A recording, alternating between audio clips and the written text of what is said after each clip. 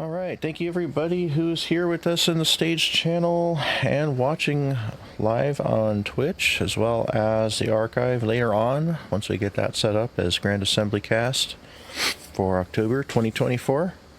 Glad to see you all. Thank you all for coming. If this is your first Azure Grand Assembly, know that we do have a couple announcement phases. In between, we have raffles. This is kind of our way of having a monthly or bi-monthly kind of full community assembly. This is for the full Azure Infinitum global community. Most topics are going to be focused on FF14 related things, as well as Azure Global, and then we'll be discussing a little bit of what's going on in our wings later on in the assembly. I'll be speaking here for the most part. If Major or any council members need to chime in, they will. We'll have a Q&A portion later where you can use the raise hand option that's on the assembly VC to be able to join the stage, and we can pick people in the order that they select at, as well as in text form in game. We'll allow those too, and I'll read them off for those that may not wish to speak in VC here in the channel, and then also on Twitch, lots of questions and things like that are completely welcome. For the raffles, if you're wondering, we do our flash raffle format, which is very similar to what we do on Azure Day weekends and special events, where folks who are in game can post a /random message, and it'll like give a 3-digit dice roll. If you are on Twitch or here in the Grand Assembly channel in our Discord, you can also type in a 3-digit number as well once the raffles begin. There'll be an announcement here in VC and in text that will be starting those flash raffles, and then you can just put in a 3-digit number or type /random in-game if you're here in the assembly chamber in-game as well. So this is taking place in 3 different places. And everybody is welcome to enter. Of course, if you are a community member and you are not in our AFC, but you have typed in the chat somewhere, you have to have a Final Fantasy XIV account and a character and be able to access our server to win your prize. Just wanted to throw that out there for our community members who may be listening. Welcome everybody. Want to definitely welcome our new recruits. If you've joined us within the last month or two since our previous assembly, welcome. You have joined a very long-standing family of comrades that have endured through the years, evolved, and is always looking, towards the future, the next direction, and the next threshold that's coming here. 2025 is getting ever closer. It'll be a patch year full of content, 7.2, 7.3, 7.4 next year. It's going to be a year full of lots of changes, lots of new things. We'll be ending this year with seeing the Vanadil FF11 raids, going into the trilogy that's going to be released throughout the next year or so. Probably the last part will be early 2026. We're going to see the remainder of Arcadian next year in 2025, as well as things like Shade's Triangle, the new field operation, very similar to the Eureka Bogia content that came out in previous expansions. It's going to be quite the year. Starting next month here, there's going to be some changes in event schedule here in November. Let me see here. Let me turn this up a little bit. There we go. And so let me see. It says sound is low on Twitch. Okay. Is it my voice or is it the background audio of the game? Because I want to make sure everybody can hear on all platforms. I've got it all the way up here. All right. Yeah, it's all the way up. Let me see. I'm gonna turn this other one up. Oh, it is? Okay. Well, the background is down intentionally. For a minute ago, it was actually like really blasting. Oh, that would probably be my computer fans, which is blowing at a wonderful 85 degrees right on me. Celsius. I'm running a lot of stuff at the moment. Sorry about that. Let me see if I can scoot away from it a little bit. The fountain? Oh, yeah. You know what? The ambience in 14. Let me turn down the... Let's do that. How's that? People watching stream? That's probably better. Yeah, the fountain's super loud. Okay, it's good. Okay. All right. Thank you. Okay, so all right. So going into next year, we will have a lot more on that as well for the real strong changes coming after December when we get towards the next patch after the one that's coming next month. So I don't want to talk too far in the future right now, but just kind of getting an idea of like what is coming up and what to look forward to. So there's a lot on the horizon, knowing that your free company here in 14 is kind of always on that cutting edge, always ready to start those events when the content comes out, including next month's 7.1 patch here in just a couple weeks.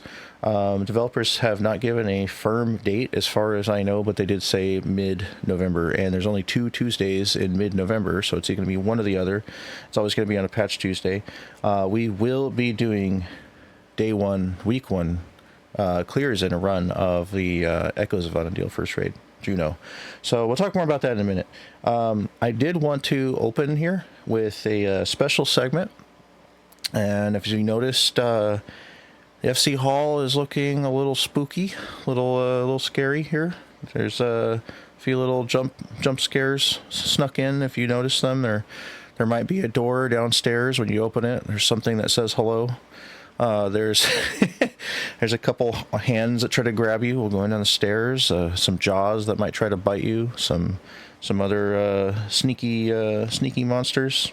Some sneaky fiends around the hall that might be lurking around. It's a very, darn, I was just reading chat. And so, that is all set up and prepared for our Azure Saints Wake 2024. May the spirit of All Saints Wake in game, the FF14 Halloween event. We will be having our own, Halloween event here coming up.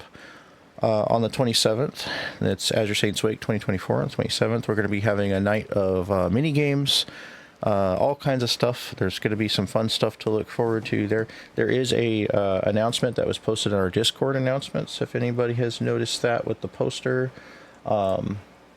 We will be featuring a number of spooky events. So, Pandemonium Panic Raid Race. This is all happening next Sunday, not tomorrow, next Sunday. So, 27th. Pandemonium Panic Raid Race. We will be running all 12 Pandemonium normals, unsynced, multiple parties, whoever comes to grouping there, will be a race. Go from the beginning to the end. Please have it unlocked. please. You've got a week. You got a week to clear the Pandemonium raid tier, all 3 tiers if you haven't already. And it'll be a raid race. So interesting because it's also the most recent 8-man raid prior to Arcadian. So there will be mechanics, but unsynced will make it a little faster. I think that's great for doing all 12. It will take some time. Probably about the normal event time, but there'll be some really great prizes for the whole team that gets first place in that Pandemonium raid race, as well as the second place team as well. So we've got some good stuff there. Yep, Pandemonium raid race, Pandemonium Panic. There will be fright raffles, similar to our flash raffles. These fright raffles might be a little cursed, but they are provided for some fun prizes to win. Freaky photo ops. So we encourage everybody to have like a costume or something spooky, something fun or festive. There's all kinds of stuff available on Mog Station right now. I think there's a sale that was just announced. All like previous years costumes are all on sale there. There's also a lot of stuff in game you can earn or make, that can go with that. Cosplay, highly welcome as well. We will be doing like a commemorative photo op, like we usually do for our special events. So big group photos, kind of like the old one that's in the advertisement there. I wish we had a more like updated one, but we kind of just stuck with tradition, like use the previous year's group shot. So that kind of gives you a good idea of like the cosplay. If anybody noticed like my old Nausicaa one that's in the picture, maybe the One Piece one or the Persona 5, which is really cool. Stuff like that, as well as scary, spooky. We got a little pumpkin in the advertisement too, if you see announcements channel.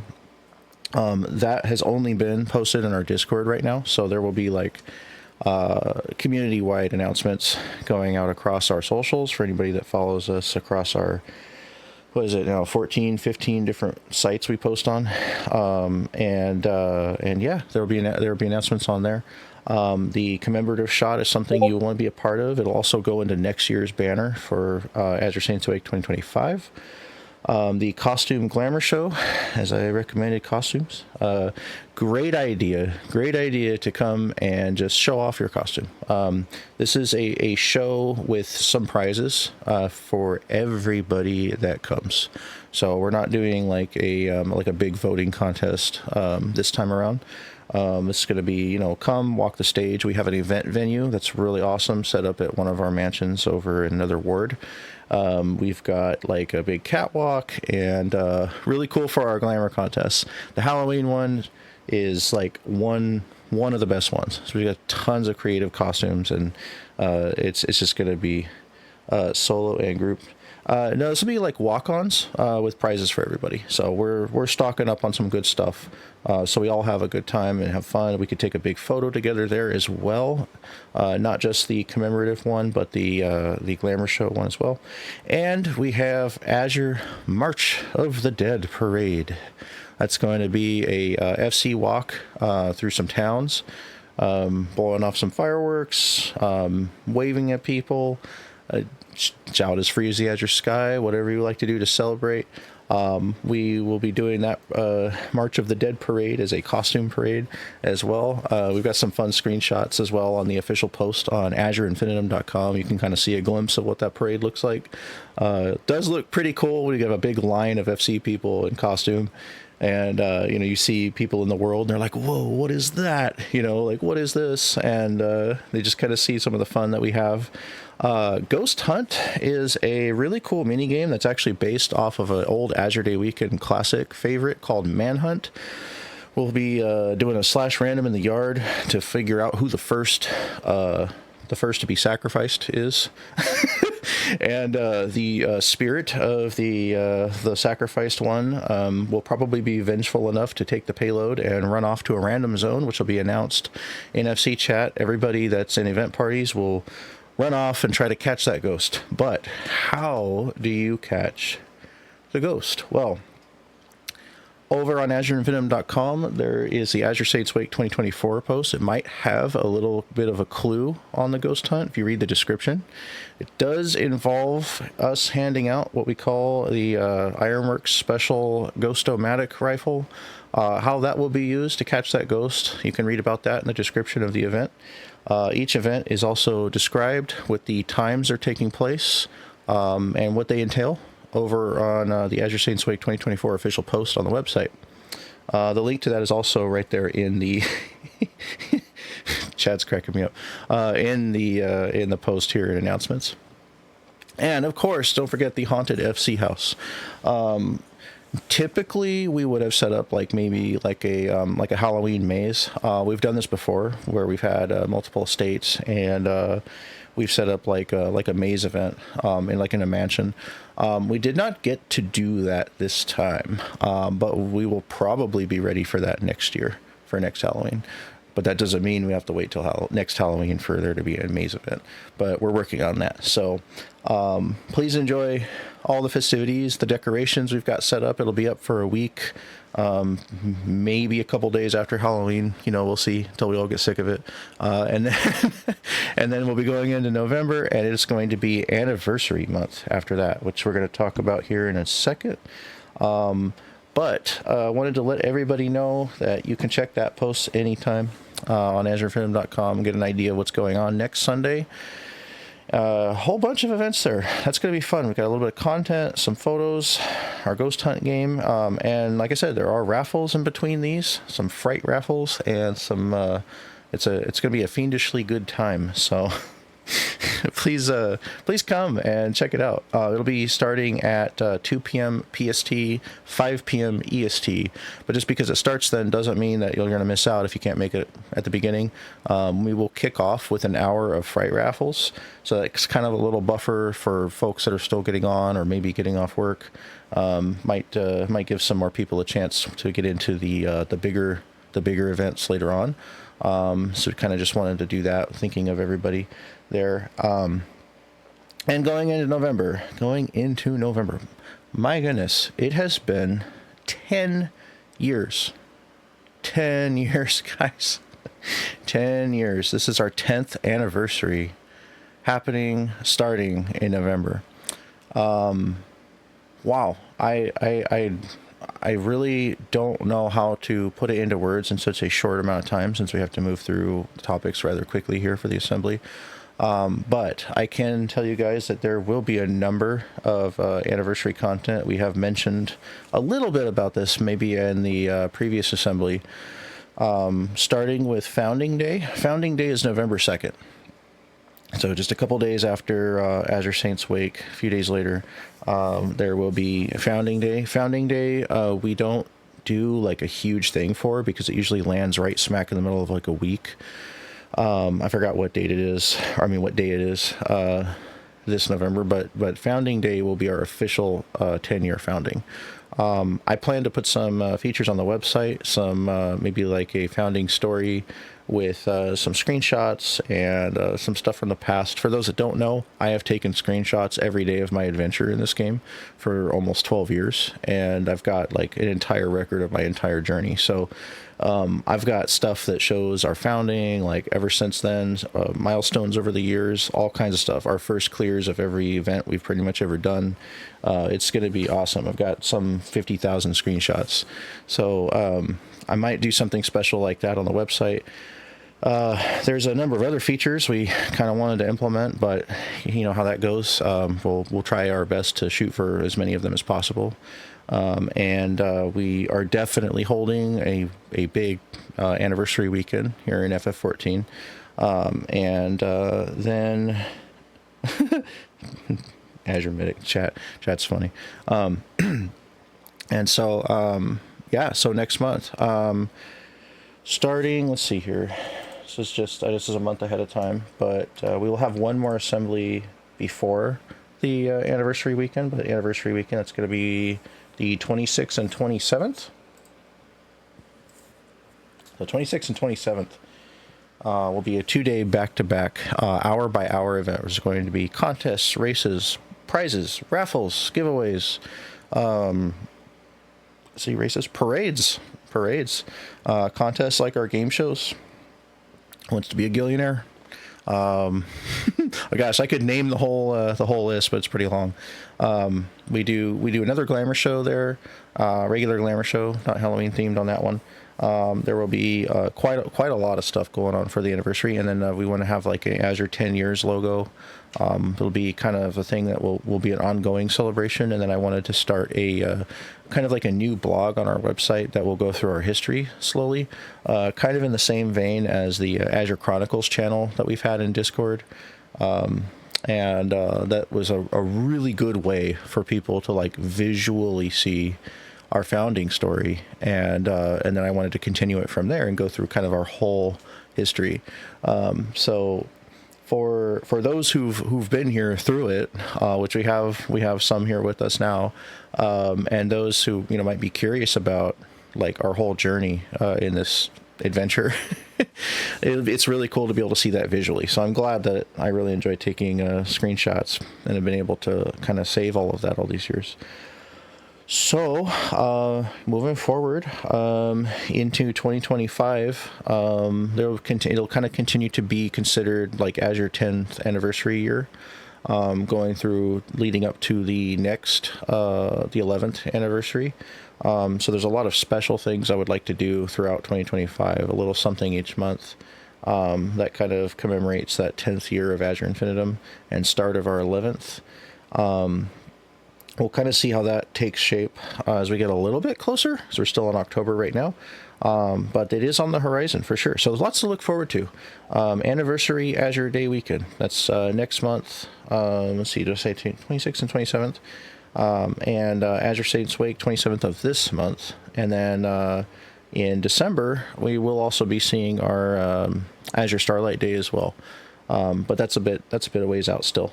So that's a kind of a look into Q4 of this year. And there will be, let's see, probably an adjustment maybe on the roadmap for those that have seen the Azure 2024 roadmap graphic. That's kind of a ways up in announcements if you scroll, but we'll be reposting that with an updated version. And let's see here. So yeah, lots to come, lots being planned right now. Currently our FC in FF14 is doing pretty well in activity. We have seen an activity rise in the last few weeks. We've seen a number of new recruits joining us, which is awesome. As I mentioned earlier, welcome. We are running like around, I think, was it nine events a week in 14 and 5 others in Destiny currently. So it's quite a bit. Our logistics division, which makes up scout sergeants and up, is a little on the low end. So Major and I have been doing our very, very best with that. If we have people who are interested in helping host events or getting involved in any form, please let us know as soon as possible so we can work with you.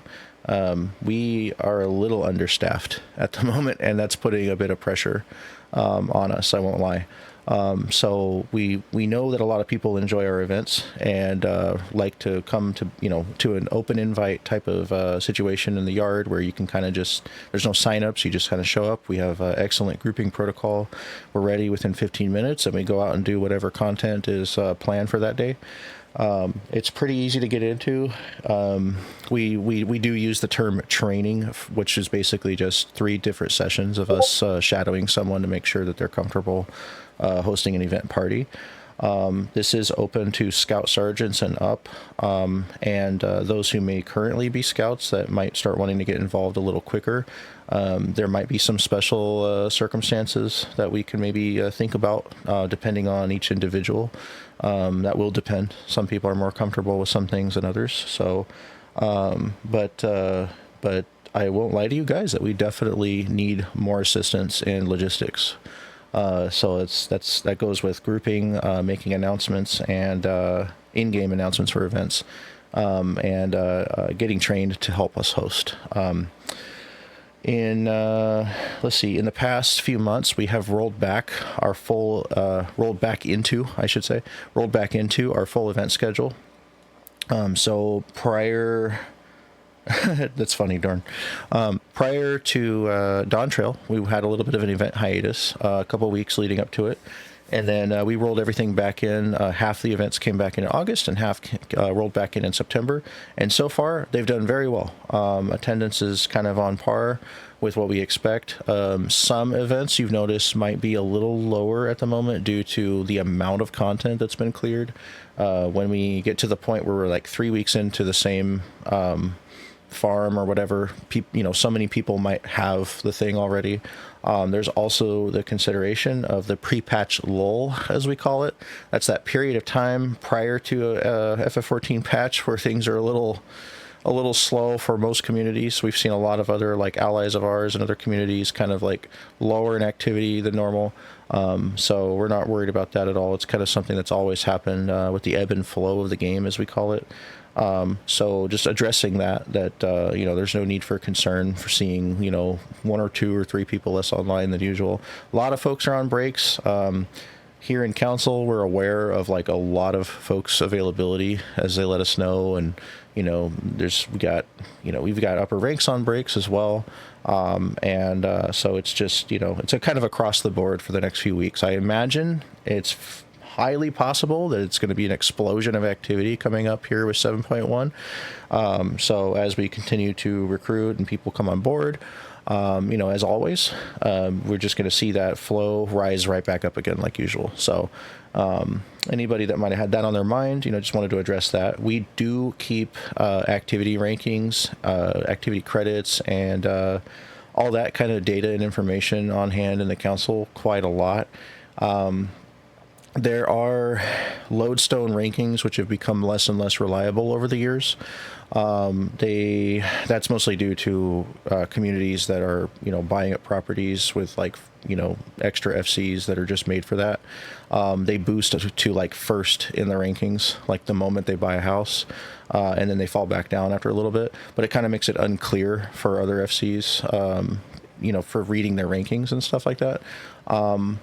Not saying they're doing anything right or wrong. It's just that that's what happens. So there's also other communities that we call booster FCs. What they do is they basically spam credits to be able to get up there in the top 10.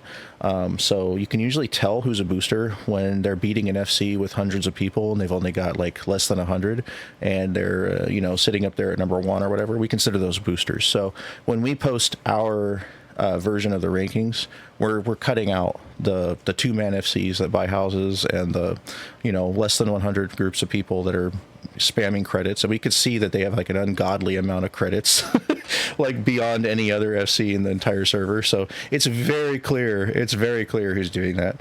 And groups that are widely known within the network or the server community, the Alliance of Masters that I'm a part of, or any other sub communities that track multi-FC activity. Anybody that is engaging in what we call poaching, we also ignore in the rankings as well. We as an FC do not honor that activity whatsoever, nor recognize it. So we will post and continue to post the most accurate rankings as far as activity goes. But as always, since the first assembly, I've always told our FC that rankings are not our priority. We are not elitists, nor will we ever be, nor will we ever harbor them. We want to have free and fair rankings, as I like to call them, and something that is clear so that we can show our members and, this is what we achieve, because we're this is our activity. Activity credits are generated by all of your clears, your levels, your 5-star crafts, clear, raid clears, whatever it is you're doing, it does contribute credits to the FC. So even people that are lurking, you're still contributing, and it's still helpful. That helps us buy buffs. That helps us with a number of things. When our rankings are higher, people notice and want to join the FC, and we get more awesome folks coming aboard. So they do matter to an extent, but they're not our hardcore goal per se.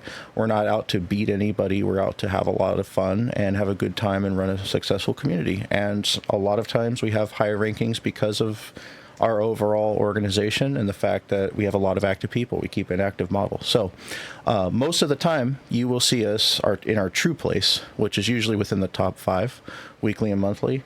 And for a lot of years, we, held that top 3 position as well. Very blessed to have had that, and to have that at times. And, and personally, I thank everybody for just being in good spirits at all times, being supportive, coming in every day and just kind of having a decent attitude and respecting our rules charter. And so the state of our community right now is a lot of growth. It's a lot of growth and steadiness. So we're very steady. Growth is climbing activity-wise, event-wise. We're at max capacity as far as how many FF14 events I think we can handle right now. But we definitely 100% need help in logistics. This is kind of a what to call it. It's not a emergency, but it's hey, if we don't get some more help soon, we might have to start cutting back. So those who might even like be considering stepping up just to help run a party or train for an event, maybe there's somebody out there who would love to take some weight off of Major and I's shoulders and help out a little more, would be 1,000,000% appreciated. Because we can keep this up, but it's very exhausting. So, we're used to having a team of like maybe 20 people. Right now we've got about 2 or 3. So, this is a call to duty if anybody is interested in getting involved. And we do have an orderly format, and we're not trying to fast track too much to where we put anybody in a situation that they're not comfortable in. So, we want everybody to be comfortable and having a really good time with any position, and we need people that are good across the board. We don't like to look at, or I don't like to look at rankings as within the FC, like rank in the FC, as a ladder, and more like a horizontal format where if we're all kind of working together and needing, these positions for the operation of the community. So definitely wanted to put a focus on that this time. We could certainly use some help, and we are growing across the board. And I'll be talking about our wings here in a second. Let's take a few minutes though for a quick break for a raffle, and we'll get on to our next chunk of announcements here.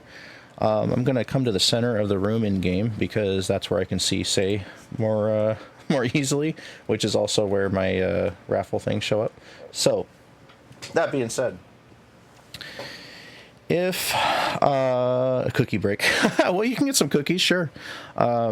If you are in game and you'd like to enter a raffle to win a prize from the Azure prize pool, go ahead and hit /random in the chat. That'll put a 3-digit number in the chat.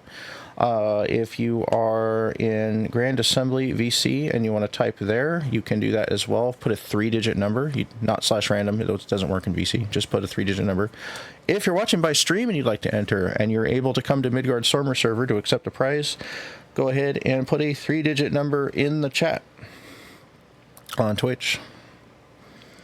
And what I'm going to be doing is I will /random here in a second where everybody can see it. The number that is closest to the number that I draw will win the first prize of the night.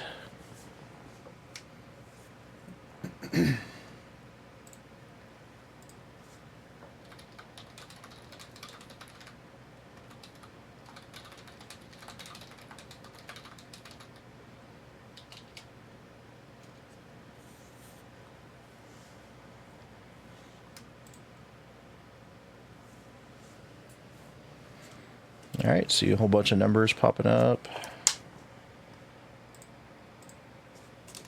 Yeah, I'll full screen the chat here for this part.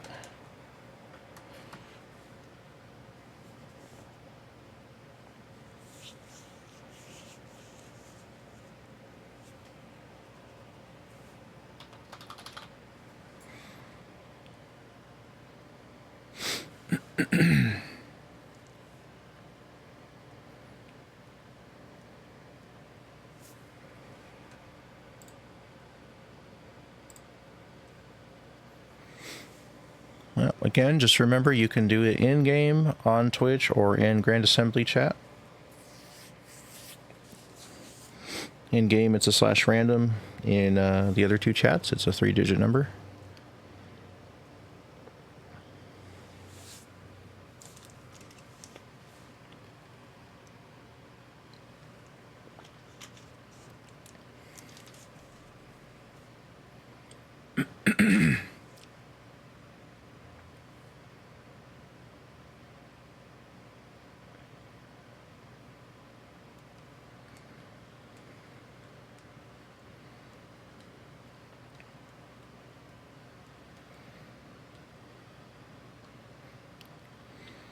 All right, just a couple more seconds. Anybody else that would like to enter to win a prize? If you have access to Midgard Stormer server and you want to enter and you're a community member listening or watching, feel free to enter. All FC members, everybody.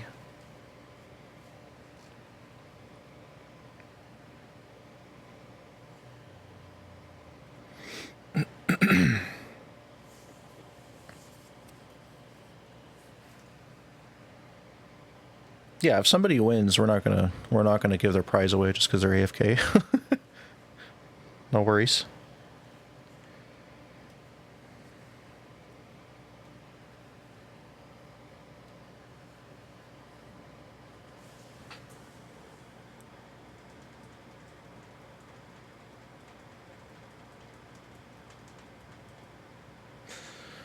All right, I'm gonna go ahead and call time. I'm gonna random number closest to this number is gonna win the first prize.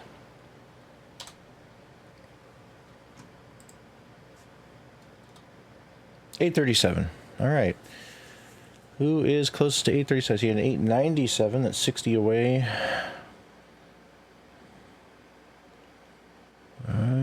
Looks like that might be it. Checking other chats.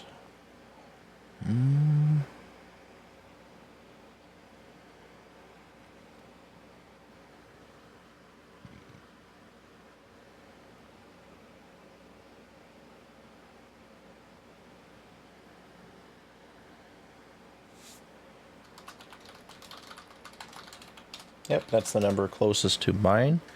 Will win. So yeah. Unless I'm wrong, it looks like it's going to be Darn Isle.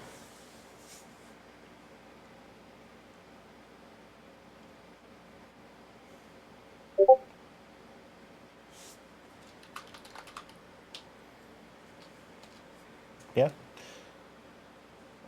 Closest to Ranch.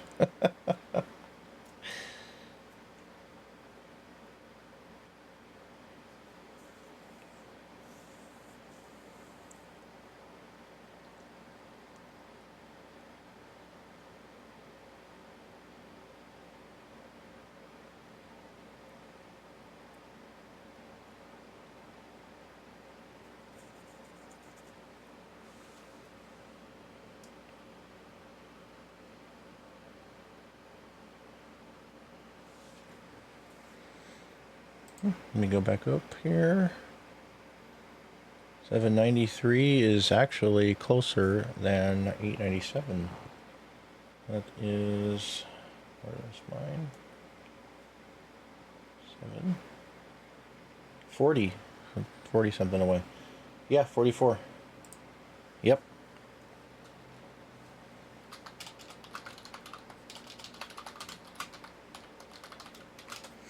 All right, congrats, Connelly.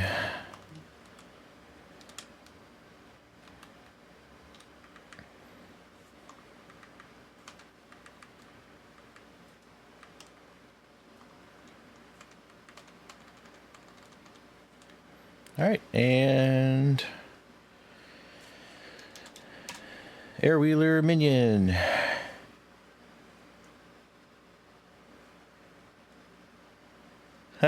In the chat, she said, "Whoa." Congratulations.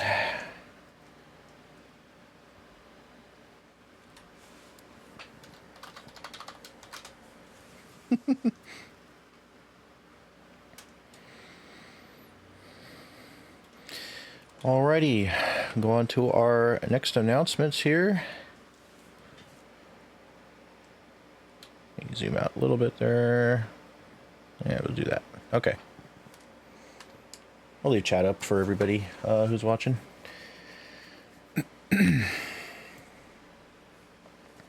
All right, we got a couple more raffles coming up as well.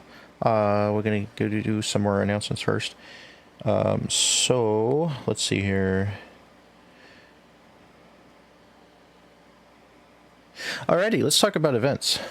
So, I'm pretty sure most people here, looks like most people here have attended an FC event at some point. Yeah. Oh, your very first time winning something? Anything? Like ever? Oh my goodness, congrats. In the game. Okay. Nice. Nice. Well, now you can look at your Airwheeler and remember that time that you won your first thing that you won there. Awesome.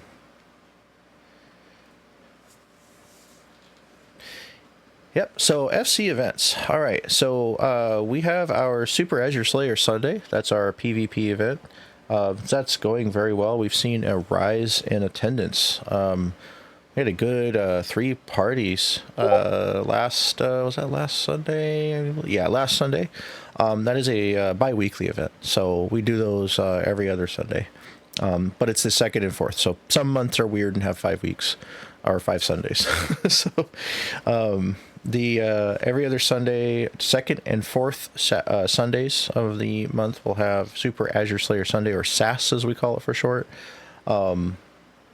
Notice that we added super in the name, so we didn't have to call it something else, and it's a good time. We noticed that a lot of people in the free company, and even just the game in general, are not aware or do not know like how useful that is actually, that event, or the content itself. So queuing Frontline, I know some people are like, yeah, Frontline, and other people are like, ew, gross. And it's very divisive. But going in with the FC does make it a lot more enjoyable. You got a whole bunch of people to chat with, folks who are, knowing what they're doing and making call outs and things like that. The cool thing is, for those that don't know, because we kind of wanted to give it a little bit of a spotlight here, you can go in as a job for Frontline Roulette that you want to get EXP from. And when it's over, or when you get in, you can switch, and then when it's over, you get the EXP for the job you went in as. So you can go in as like a red mage and be like, I got to get my red mage to 100, so I'm going to go in as a red mage, but I don't want to play red mage in PvP. I want to play, like, I don't know, samurai. And you switch to your samurai, you're still going to get that red mage EXP. It's very nice. A lot of people don't know that, so we've been like sharing that as well for those who do Frontline roulettes or come to the event. When we do the event, we just queue Frontlines over and over and over again, and there is a series EXP. Some people don't know that there's something called series Malmstones that are in the PvP window. It's a little black button. It says Series Malmstones. It's very similar to a battle pass from our other games. Of course, it's free. It's not something you have to pay for. But they do have items that go away forever. So it's a really good idea to maybe just queue Frontline Roulette every day and just kind of just do a quick 15-minute run. Doesn't matter if you die a lot. Doesn't matter at all. If you're bad, it doesn't matter. Actually, it does take playing it to understand it and get a little bit better. And we've got a lot of people here that are passionate about PvP.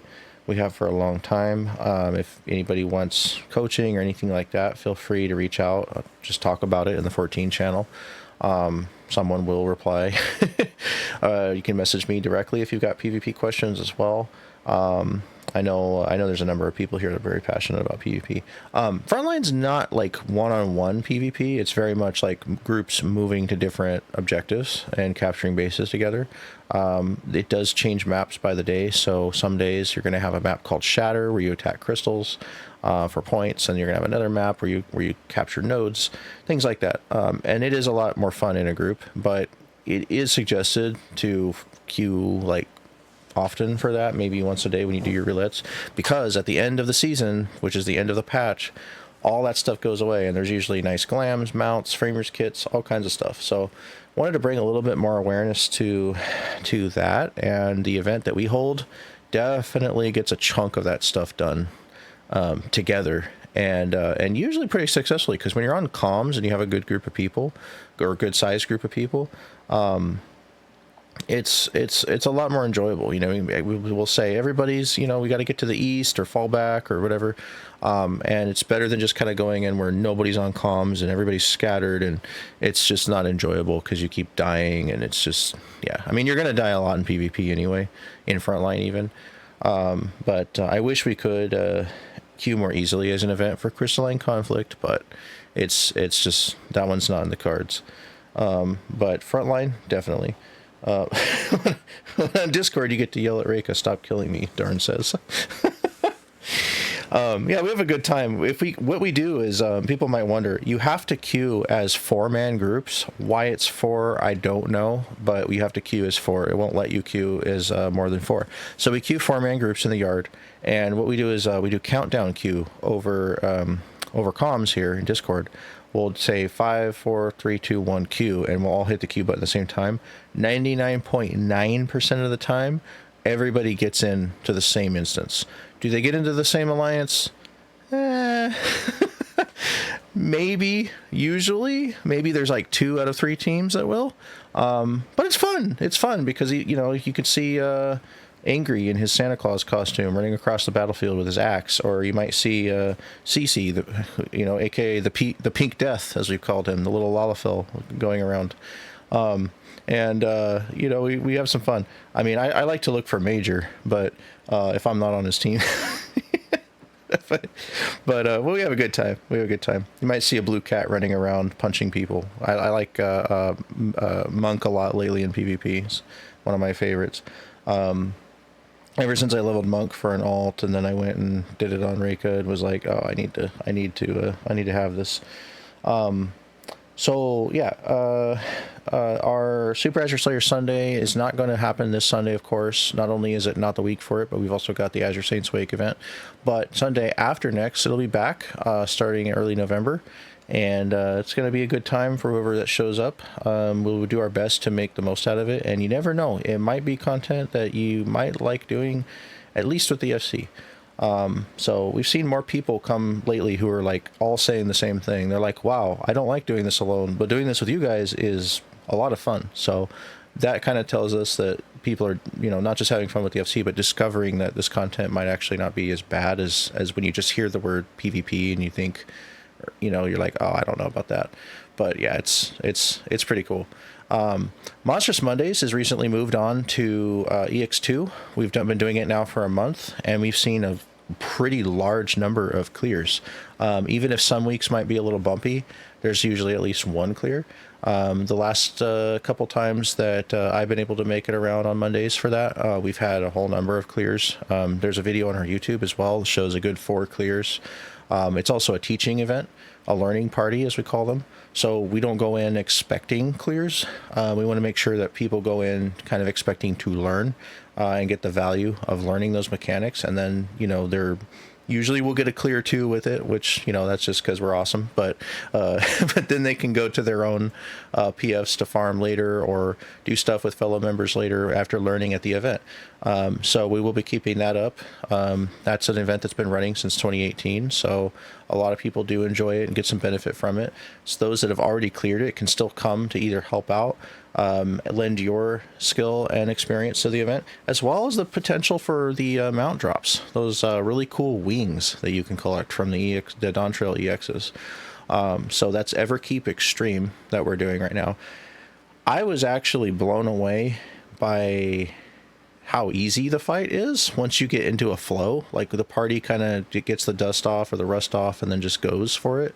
Whoever's new will usually learn by the end of the event. So we haven't had one yet, I don't think, where anybody new was struggling so badly that we didn't clear or anything like that. It's actually been very, very smooth the whole time. Valagarmanda was a little rougher than Everkeep. So I actually felt like it was backwards. Before we cleared it, I was worried about EX2 being even more insane, especially with that intimidating soundtrack and crazy looking boss and everything. But it's actually, to me, it's easier. That's just my opinion. But we do see people learning every week. So definitely shout out to Monmon and those that are helping with it. It's a good place to come, even if you're intimidated. You'll be among friends in a non-judgmental space where we can kind of help you know what to do when. And even if you never want to step foot in a party finder or with other people during this or to do this harder content, learning it with the FC is usually a blast. And we have a good time too. We laugh, and we're not so serious that we can't make a joke once in a while, but we do also want to express that Monmon is a little bit, Monmon, short for Monsters Mondays, is a little bit more serious than when we just get together and BS during maps and stuff. We want to make sure that, we're not over talking call outs and things like that. But so far, everybody has been super awesome about that. So if you haven't cleared EX2 yet, we will still be doing it for... I don't know. It's going to be 3 more weeks, maybe 4 more weeks. It depends on when the patch drops, because when the patch drops, we're going to switch over to EX3 right away. So look forward to that and try to get those EX2 clears or show up if you can. I know a lot of people might be at work during that time. There may be ways we can utilize our LFG forum. Don't forget that exists. We have an LFG forum in Discord under the 14 category. So if you're like, hey, I can't make it to Monstrous Mondays, but I really want that EX2 cleared, maybe some people in the FC can get a thing together for me, or leaders can maybe, group me up and get that out of the way, because the new patch is coming, whatnot. Excellent way to do that if you're trying to farm a static, or looking for one. There's also a conversation going on in there now that's kind of ongoing about the next Azure static for Savage. So just don't forget that we have these resources that are available, and it might look like, oh, somebody hasn't posted here in a minute. Just do it anyway, and it kind of brings attention to it, because there's something new. And then we do want to help with that. Sometimes we do have people who are just kind of around waiting to help with something. So like, you never know. Just definitely give it a shot if you're, trying to get a certain piece of content done, or, thinking about a static or whatnot. So yeah, Monday's going well. We want to go to EX3 right away as soon as that drops next month. So whichever Tuesday that is, the following Monday will be the first Mon of the doing EX3. So, and don't forget, it is a learning party first and foremost. So don't be disappointed if there is a week that doesn't have a clear. We're just really lucky to have had many clears, multiple clears some nights. Going on to Tuesday, as I mentioned earlier, for those that may not have been in our FC for a while, we do have a tradition of changing Tuesday nights over based on the patch. So we're going into the Alliance raid. That's the 24-man. So Azure 24-man Tuesdays is returning as Azure 24-man Tuesdays Echoes of Vana'diel, and the first raid is Juno. So Juno is an area in Final Fantasy XI. These raids are going to be based on 11. Juno is an area in Final Fantasy XI that's kind of a large city-state that's in between these other continents, where these other continents like intersect. It's a really cool city made of basically 3 major bridges that all have buildings on them. They're like humongous city bridges, with a large structure in the center that has like where people live, and like the government is like on top of that giant cylinder in the center. It's really, really cool. There's a ton of story with that. I'm not going to go into lore mode right now because we're having an assembly, but just to give you guys a little bit of a background on that, we have seen that the Shadow Lord, the villain of the base game of 11, has been revealed to be part of this in some form. Don't know if that's going to be the boss of this first raid. We've also seen signs that the Archangels, which are also bosses from that part of the game, are also involved. And yeah, Juno is the first raid. Juno, like literally, we're going to Juno as the raid. So we've seen a screenshot where they've recreated Juno in 14, and it looks beautiful, absolutely wonderful. Cannot wait to see that in person and hear the music.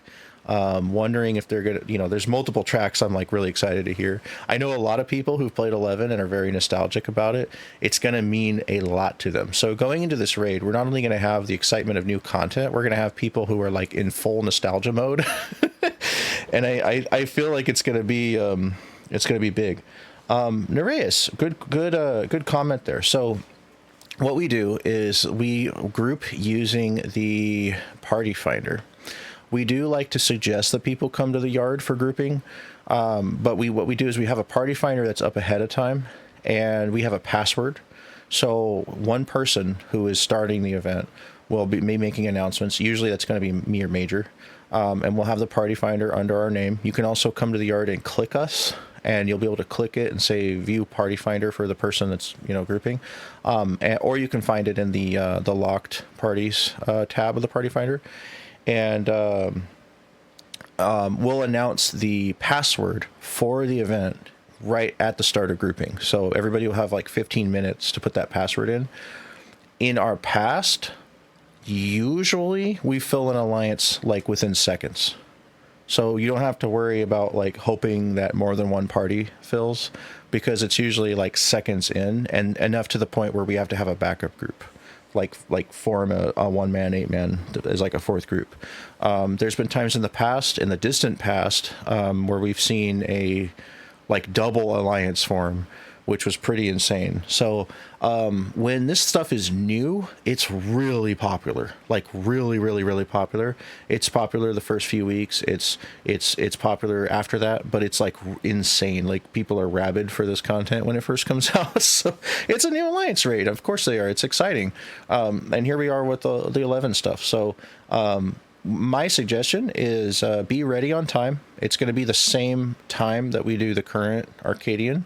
At this time, we don't have a late night planned for that, but because it's a little bit more of a bigger operation, setting up and running it. And when we get to the later patch series, 24-man Tuesdays, we do all the raids. So we do like the first one, the second one, and the third one eventually for all 3 coins. They give coins that upgrade your tome gear. So this is just going to be the first one, but it is also not going to be as easy as they are when we get to patch 7.3, Juno will be easier. You know, and then it'll be like a breeze. It'll be like a quick 10-minute run when we get to patch 7.5.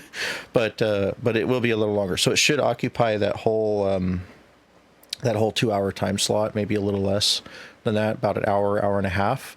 I don't imagine it's going to be easy, especially with Dawntrail getting back to like more regular difficulty on things. So I'm looking forward to that. I kind of feel like our what did we call it? Mists of the Realm trilogy raid series was so easy, it was painful almost. So I'm really hoping that there's a little tiny bit of challenge in this, and maybe we don't just like walk through it, you know, and it's not just like, you know, super smooth. We kind of want it to be like fun with a little bit of a challenge. So just kind of hoping for that. But that's my personal hope. So the raid will be grouped in the lawn technically as a physical location, but you don't technically have to be at the lawn for this type of grouping. It's going to be Party Finder with a password announced. If we do not fill, we will open up the PF like towards the end of grouping and extend grouping by, you know, like maybe 10 extra minutes or something. We technically can't queue into it unless it's full. So the only time we've seen that take a long time is like end of patch, where a lot of people in the game don't need it as much. So I'm not really worried about that. And we have a community that really loves our events. So I'm looking forward to seeing that alliance fill and have a full 24-man run. Again, those that, you know, if it fills and you can't make it in, you put in the password and you're like, oh darn, it's full. We should have somebody on hand for a backup group.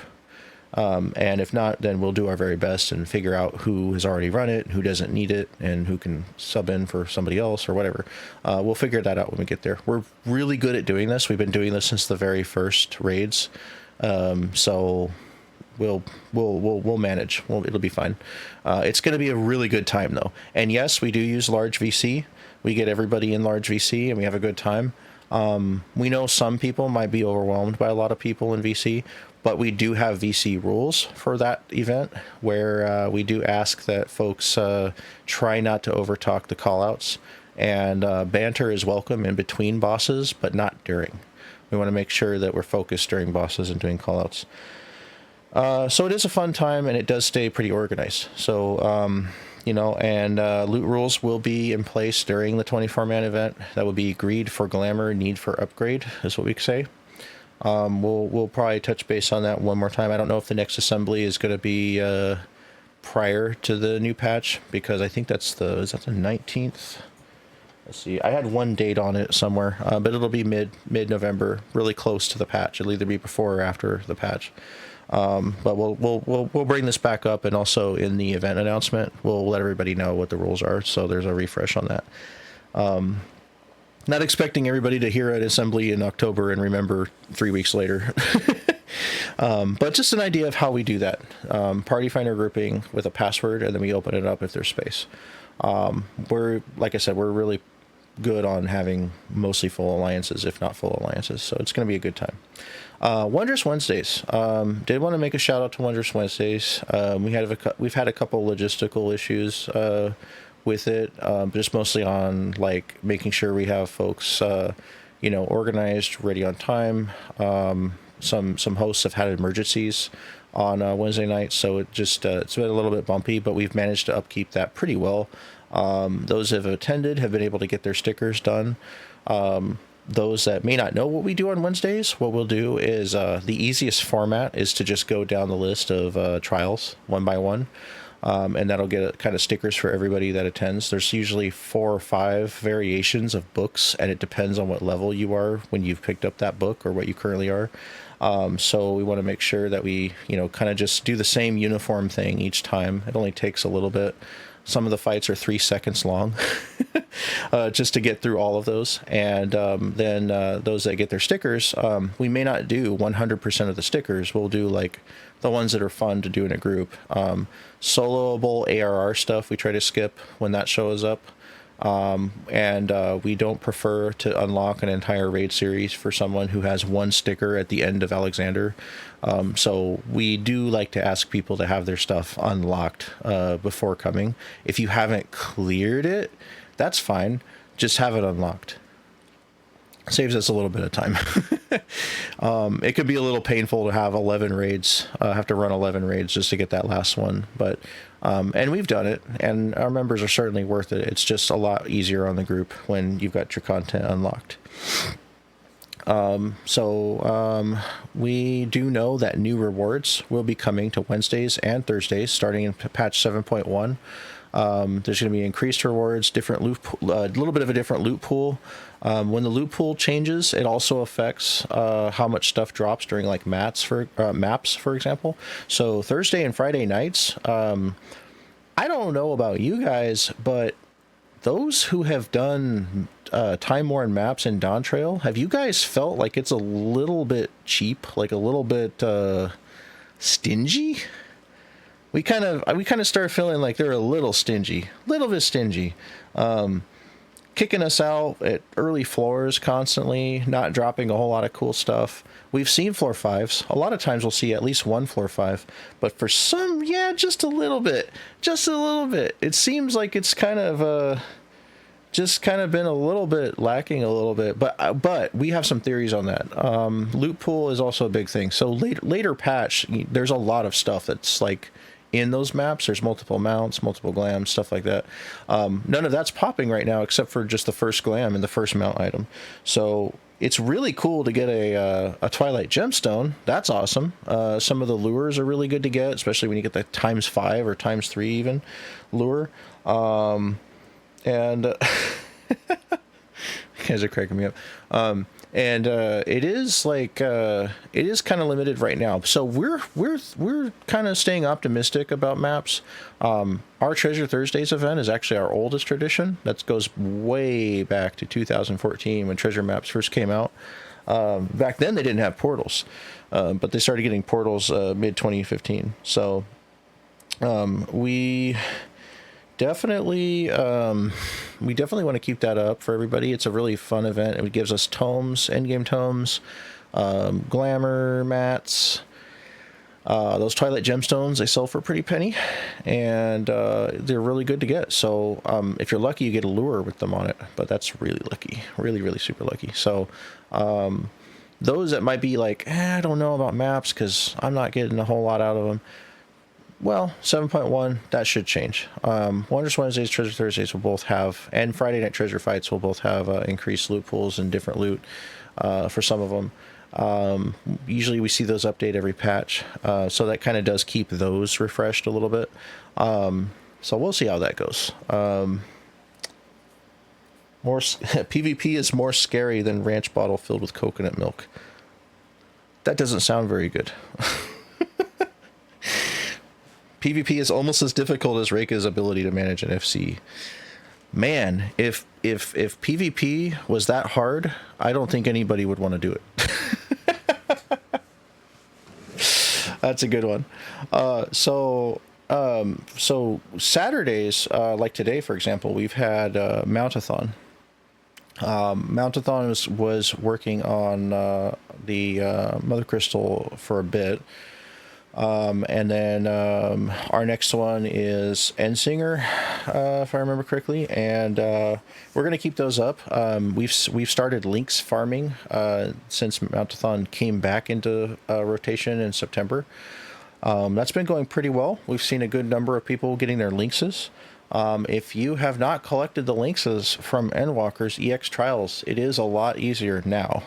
Being given the fact that we can unsync it, though the latter half of the trials do have some hardy mechanics.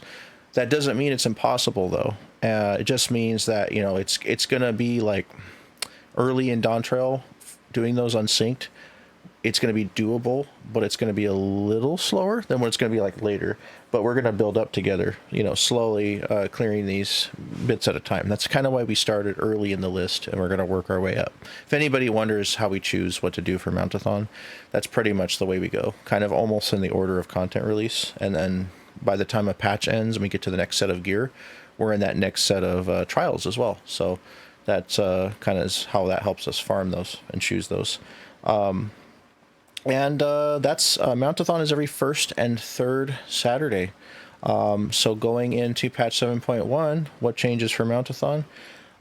Nothing really, except for the fact that we'll continue clearing the current, or the whatever one we're doing currently from Endwalker, which will move on to the next one based on the amount of people that are attending regularly and their clears. So if we've got people showing up every week and we're 3 weeks in and everybody that normally shows up has got the thing already, we'll move on to the next one.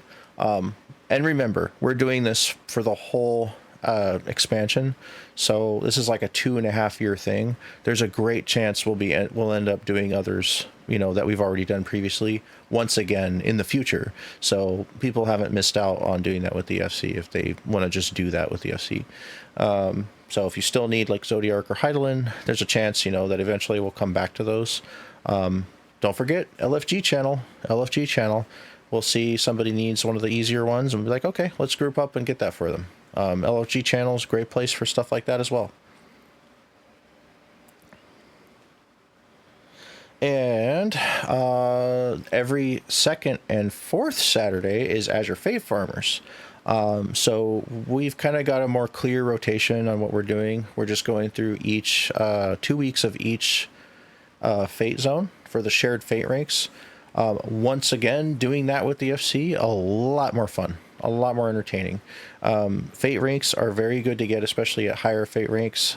These are the shared fates that are in the later expansions. Shadowbringers through Endwalker and Dawn Trail all have them. The more bicolor gemstones you have, the more cool items you get when you rank up your fates. The gemstone vendor does change its rewards based on what fate rank you are. And then when you've ranked all of them to max, you get to start collecting those really cool gemstone vouchers for a special mount. So very, very good to do with the FC. Very good. I wish there was actually an FC buff for gemstones. I think that would be really cool. I'm kind of surprised they don't have that, since they have it for like seals and other things. That's in PvP wolf marks and all that. That'd be really cool if they did a gemstone buff. That would be so cool. But they did increase the amount we can carry in Dawn Trail, so that's kind of cool. Want to make sure that we dump those every time they get close to the cap. But yeah, that's Azure Fate Farmers every other Saturday, every second and fourth, and every first and third is Mountathon. So that's our bi-weekly rotating Saturday events. Why are they rotating? Why are they bi-weekly? Well, if we did them every week, we would not only probably accomplish all of the mounts so quickly that we wouldn't know what else to farm. And not everybody wants to do a fate farm every week, so they're perfect. They kind of bounce off each other and it makes it fun. Like, what Saturday is this? And then every time there's a fifth Saturday 3 or 4 times a year, we get a little break, and then we'll just do something else, like, I don't know, recruit or play another game. So yeah, our schedule is changing just a little bit in 7.1. Like I said, recap, days like Wednesday and Thursday will have new rewards, making that a little bit more exciting. And then going on to the coming trials, things like EX3, so on and so forth, and that's super exciting. Azure 24-man Tuesdays coming back. Some people have been asking a lot about our plans for the field operation. It has been some years since we've had one. That's due to 14 not doing that in Endwalker at all. we'll be going back to our usual day of doing those once Shades Triangle comes out. The Occult Crescent will be one of the maps, and that should be 7.2. There was an interview not too long ago where 7.2 was the one talking about doing that, so or they were talking about doing that for. So not this patch, but next, probably late winter, early spring, we should start to see the field operation. Field operation, Eureka Bosnia like content. So the Dawn Trail Relic series will be done through a Bosnia Relic, Eureka Relic like content that includes an Occult Crescent Island based on the Crescent Isle from Final Fantasy V. And in a place they call Shades Triangle, which is kind of like a Bermuda Triangle situation. So they classify those as field operations, but because there's only 2 of them, you don't hear a lot of people talking about it or using that term. But yeah, that's the duty term for it, is field operation. So those will be coming Friday prime times before Friday Night Treasure Fights. In the near future, and depending on how popular those are and how many people are attending those, which is usually very similar to our 24-man Tuesdays type setups, where it's several parties who all want to go at the same time, because usually those are done in big groups.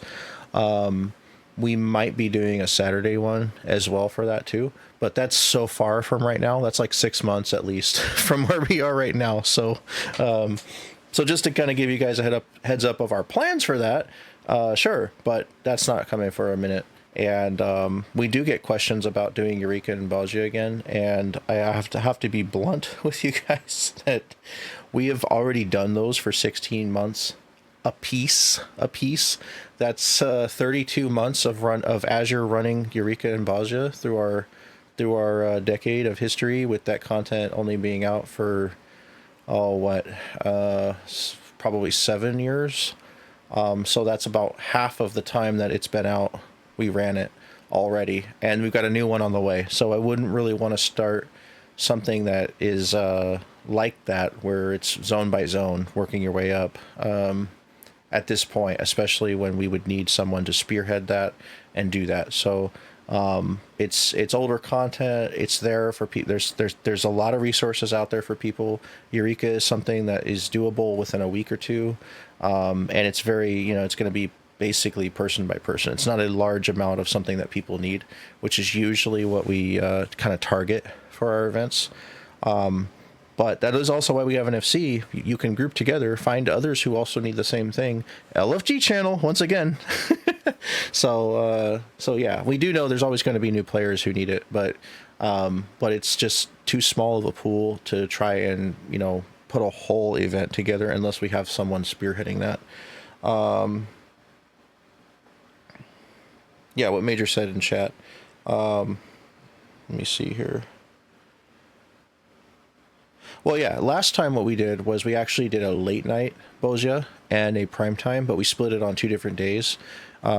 Kind of like we did for late night maps, which created Friday Night Treasure Fights. So this gives a chance for those who are like up later at night to have it, as well as those who may not be around during prime time of the other day. So we'll see. We have to kind of analyze the threshold, or the whole scenery of our community, like what things are going to look like and who's the most active around that time when we get there. But we'll do our very best to put at least 1 or 2 field operations in the week schedule, because those are very popular, and doing even a couple of those. Sorry, I had to sit up. 1 late night and 1 prime time is pretty important. So let's see. So let's take another quick raffle break here before our final phase. I'm going to come to the center of the room. And if you are in game, go ahead and /random now for a random number. That's going to be there we go. Yep. I'm going to be rolling at the end here once I call time. And the number closest to mine will win a prize from the prize pool. If you're on Twitch and you have access to FF14 and Midgard Stormer server and have an active account, and you're a community member and you would like to enter this raffle, put a 3-digit number in the chat. And if you're in our assembly channel on Discord, feel free to put a 3-digit number in that chat as well.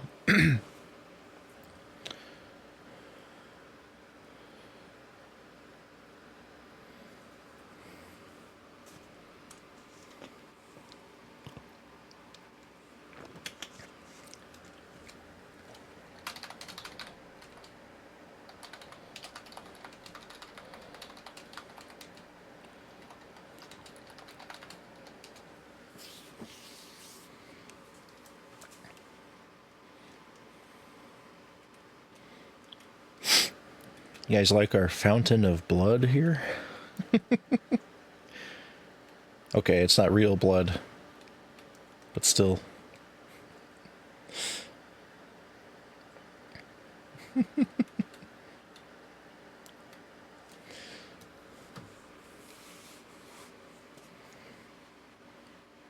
Watered down ketchup. Oh, that's terrible. I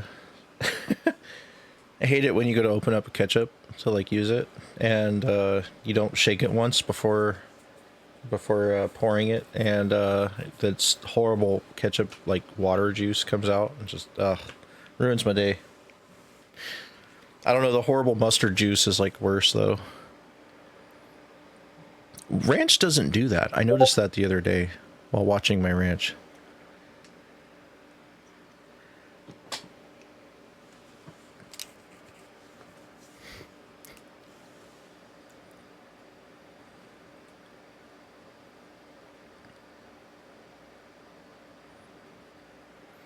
All right, give it a little bit longer here.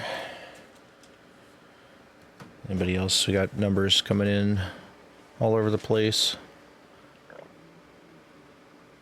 Let's see who else wants to roll.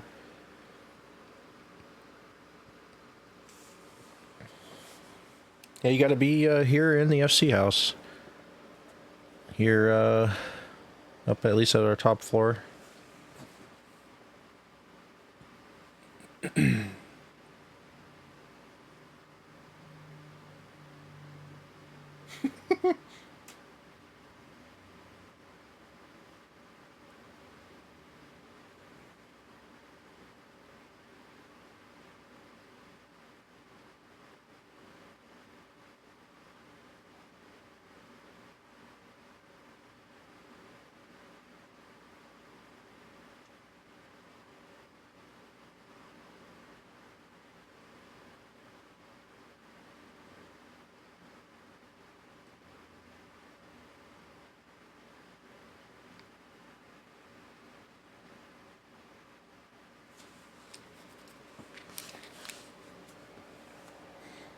All right, just a little bit here, and I'm going to post the next number.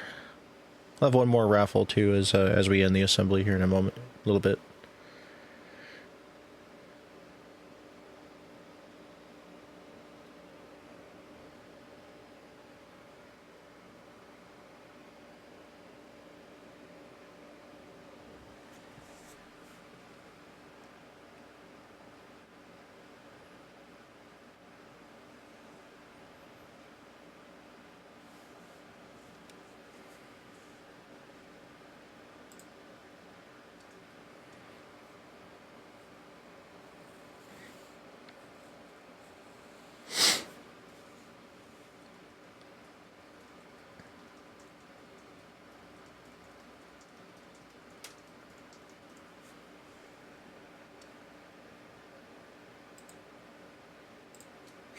All right, I'll post my number.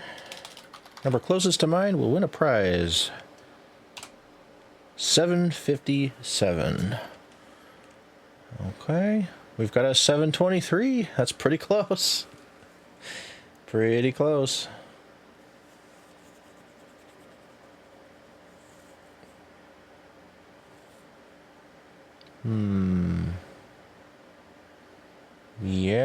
Yeah, doesn't look like any other numbers are remotely close to that one. All right, looks like Connelly takes it. Congratulations.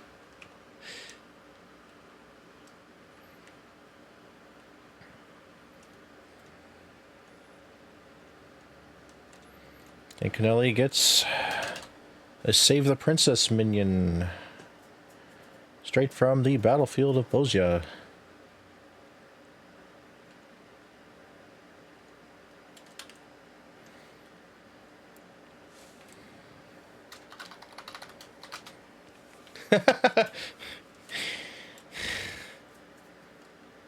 Alrighty. Alright, we will have one more raffle coming up.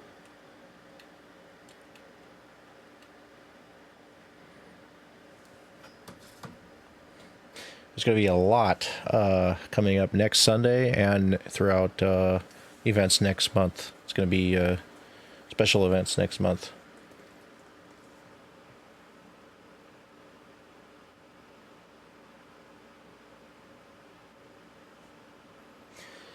All right, so we've talked about a lot today. We've talked about our rankings and logistics. We've talked about the Azure Saints Week 2024 coming up next Sunday, as well as November's anniversary and all the big plans ahead.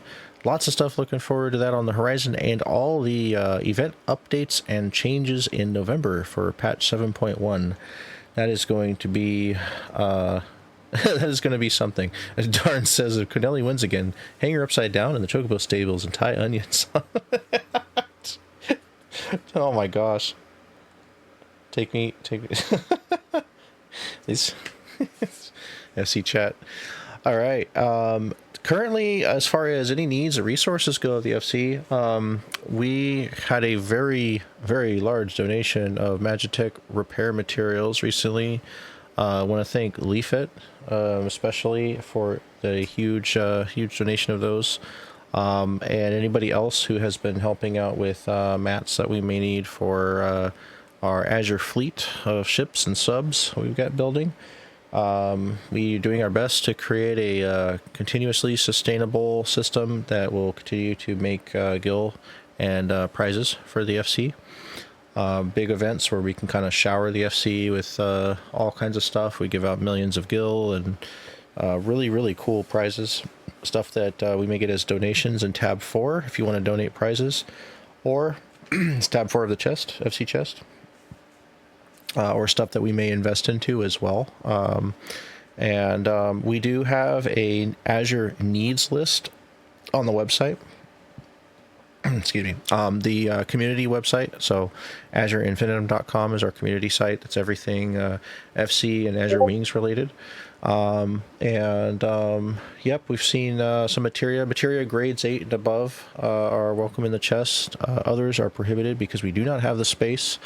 Want to remind our community too that our chest is definitely something that we would like to see more people utilize, because there's a lot of stuff in there that we end up having to kind of like liquidate and then put funds in the chest later, because people are just so kind and they're not taking much. Which is great. It's nice that everybody is so polite and not taking tons of stuff from the chest. But, you know, if we could see more people utilizing the stuff that's in there, that'd be awesome. We do have some chest rules on the additional information section on our charter, just to kind of have something stable where it says like, hey, don't take huge stacks of things, take in moderation. But just consistent use of it is welcome. Like I said, it does become a nuisance when we have to like liquidate it constantly. And there is some like low quality stuff that's being getting put in there lately. Please don't do that. We have a rule about stuff that's high quality mats or things that are a little bit more value. They don't have to be worth millions of gil, but just stuff that's like, you can put something in there, it's a minion worth 200 gil. Come on. Low quality is like a 200 gil minion or something that people get out of those GC boxes that are basically trash. Please don't stuff all of that in the chest. We know the goodwill behind it is appreciated, and we love that. But but we don't love having a bunch of stuff that nobody wants that we have to constantly trade or take and get out of the chest. They're not really people's personal items. These are things that are like, well, I mean, if you put something in there that you're trying to grab on an alt or something, that's a little dangerous, but it's fair game for whoever grabs it. Everything in the chest is fair game. No, we don't want people to take giant stacks of stuff at a time, but we do want to see people using it and not putting in like real basic stuff that nobody grabs. The Chocobo feed, the dyes, those are good. Orchestrion rolls that are not super common, those are great. For those that are super generous, if you want to craft some gear that's current that somebody might need, that's on you totally. Guild deposits are always go towards FC needs. In the website is the Community Finder listing. We do have a Community Finder up with a link to our website. The website itself does not link to the Community Finder. I guess we could, but the community website. Okay. Oh, the list. Oh, got you. Okay. No, AzureInfinitum.com. There's a forum, and if you got to join the website. So register on guild tag and then join the site with code 1102. That's our founding date, 1102. That's a quick join code. Once you've joined guild tag, and then you can access the full forum, and there's a needs list. Do we have that pinned somewhere? I think Major would know off the top of his head, maybe. We may have that pinned somewhere. Link to the needs list. I know we announced it a while back, and it's been on the site. 1 second here. Let me pull that up. For now, I'm just going to put a link out. Let me go forums. Let's see. Do we put that in 14? Should be by Major. No, it's not in 14. Is it? It's in announcements, isn't it? Notice board? Yes. Oh, needs. Yeah, Azure Infinitum needs board. And that covers our entire... Oh, yeah, no worries, Conelli. It's okay. Let's see here. Needs board. Here we go. Okay, so this covers our entire network. So there's also stuff for our wings listed as well. Not only materials, but also like, needed help, needed ranks, links, helpful links to our social pages, like all kinds of stuff. It's a big needs board. I'm going to throw that right now in general chat in our Discord. And I'm going to put that in FC chat as well, just for convenience sake. So that's the needs board. Yeah, it's in announcements actually, so I don't even think you have to register to see that. You're welcome. You're welcome. I'm glad you asked. Yeah. Okay. Let's see. Unread. Okay. Oh, and yeah, so there's not like a lot of things, like a huge laundry list of materials or things like that, but there is some things, especially with building our what we call our Azure depots, where we have our resources and stuff like that. There's a lot of stuff we want to build up so that way we can make even more gil for the FC, because right now you might see there's 200 million in there, and to some that might be a lot, and to some that might be a little, because everybody's all over the place with what they do to make gil, right? But when we invest 40 mil into a special event weekend, that cuts a chunk out of it. And if we had more, we could do more. We could do a lot more. We could be giving out like, the 5 to 10 million gil mounts and stuff like that, for prizes. We would love to be able to do more. We also, in the past, when it was easier, we actually used to give out estates as prizes, which sounds crazy nowadays, but it used to be a pretty normal thing. But we've done, usually it's about a 40 mil investment in an Azure Day weekend. But reaction in chat. But yeah, it cuts down tremendously when we have one of those weekends, and we can afford them currently, but not forever if we don't keep up like Treasure Thursdays, for example, which helps pay for like, say if somebody shows up and they really want to do a raid, but they're low and eye level and we can get them up really fast, we'll take chest funds for that.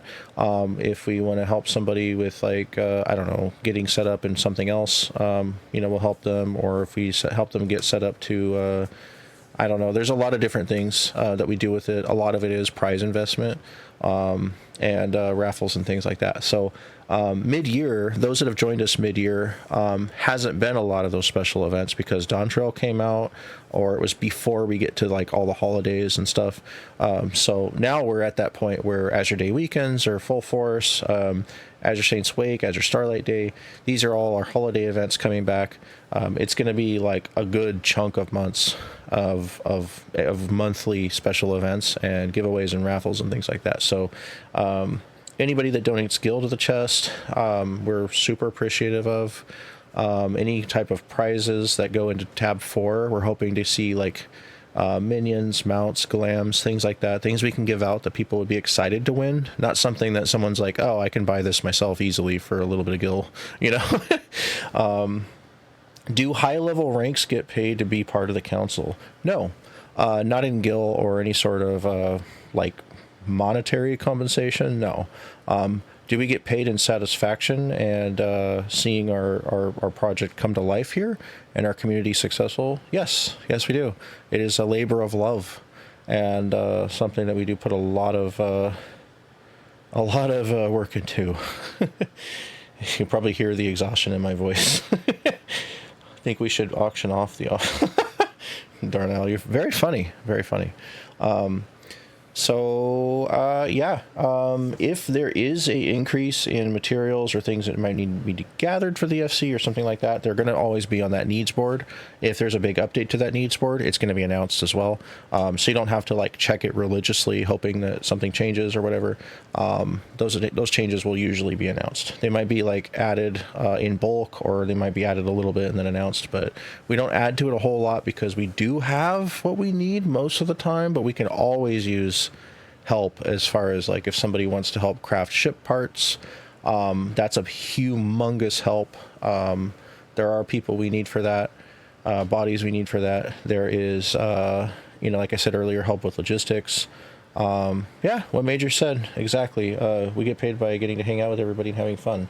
Our whole point of creating and developing and managing Azure Infinitum in the entire network is based on creating the guild that, we want to see this thing flourish and have enough people and enough activity and enough fun things going on that it's always, fun and managed and doing well and growing. We have inner and outer cores of active members. Some come, some go. Some are on that are diehards all the time, whether there's content or not. There is always something going on. There's things to look forward to, new people coming in all areas. And of course, we're building our Azure wings as well. So before we move on to Q&A and member announcements and the end phase here, I did want to touch base on the status of our Azure wings.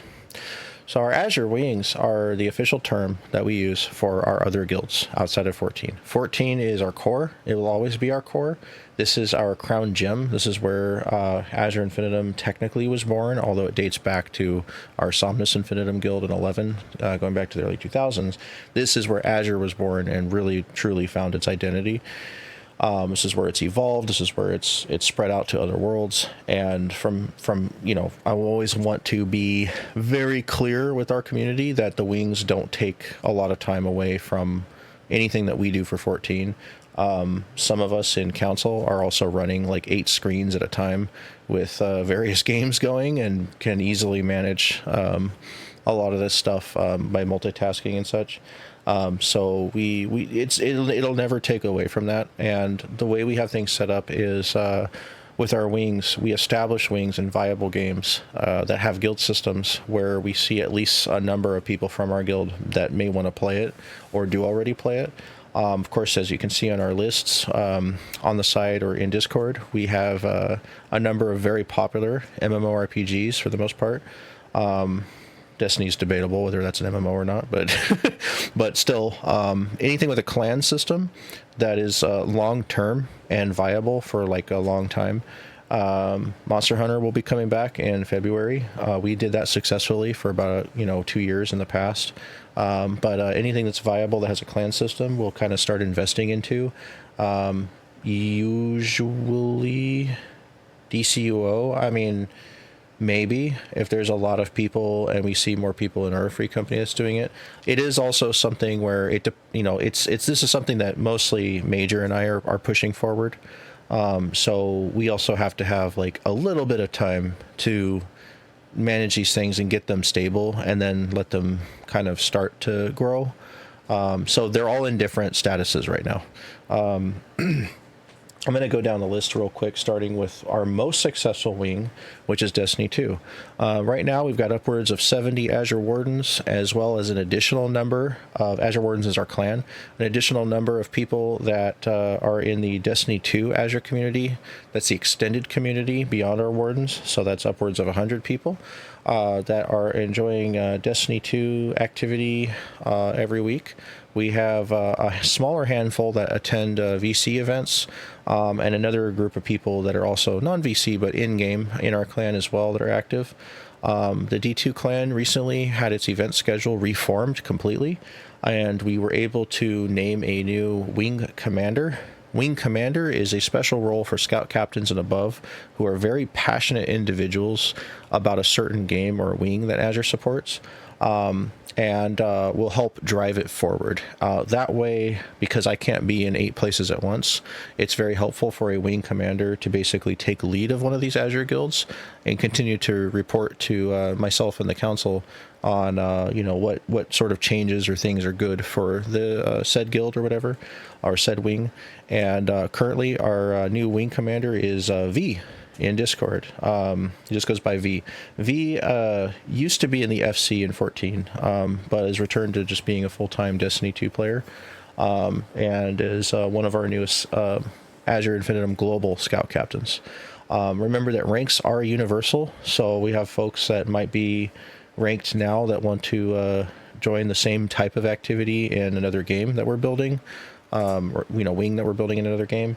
That's very possible. So there's opportunities across the board to rank up in Azure. We have a whole kind of layout of how that works. It's a very flexible system. We try to not focus on stuff that a lot of guilds are like time based. We want to make sure people understand that like it's having fun and being comfortable with your role and feeling successful with your role is very important. And holy crap, I just noticed something. Hold on. This is going to drive me crazy. That one curtain. Holy crap, guys. How did that get there? It was down by like an inch. Oh, okay. I feel better now. Whew. Okay. Okay. All right. Housing emergency solved. Oh. I don't know what happened. I have no idea. Jeez Louise. What a travesty. Okay. We did the whole assembly with that curtain crooked. All right. Yeah, Major. At least this time it was one we could all see. Yeah. Oh, man. Yeah. Oh, my God. Okay. Yeah. I can't stand it when there's like a piece that's out of place. It has to be symmetrical. It has to be. Like, is it 100%? Like, yeah. Okay. Yep. Nope. We're not starting over from the beginning. Nope. We're just gonna, this is gonna be that assembly. All right. So Azure Wardens are doing really good in Destiny 2. Real quick, I'm just going to go through all these. I know not everybody watching here plays all these games, but we do want to address where we're at with them. Destiny 2 Azure Wardens clan is currently on a new schedule, so we're now doing 5 Destiny 2 events a week, led by V and myself. And we have a number of veterans, both in and out of the clan, that are attending, that are very, very patient and good at teaching people things. We're going to be doing Gambit Focus Mondays, Seasonal Tuesdays, Vanguard Wednesdays. That includes Strikes, Nightfalls, and Onslaught. Mostly Nightfalls and Onslaught. And then Thursdays are off. Fridays are now Crucible nights for the PvP Crucible.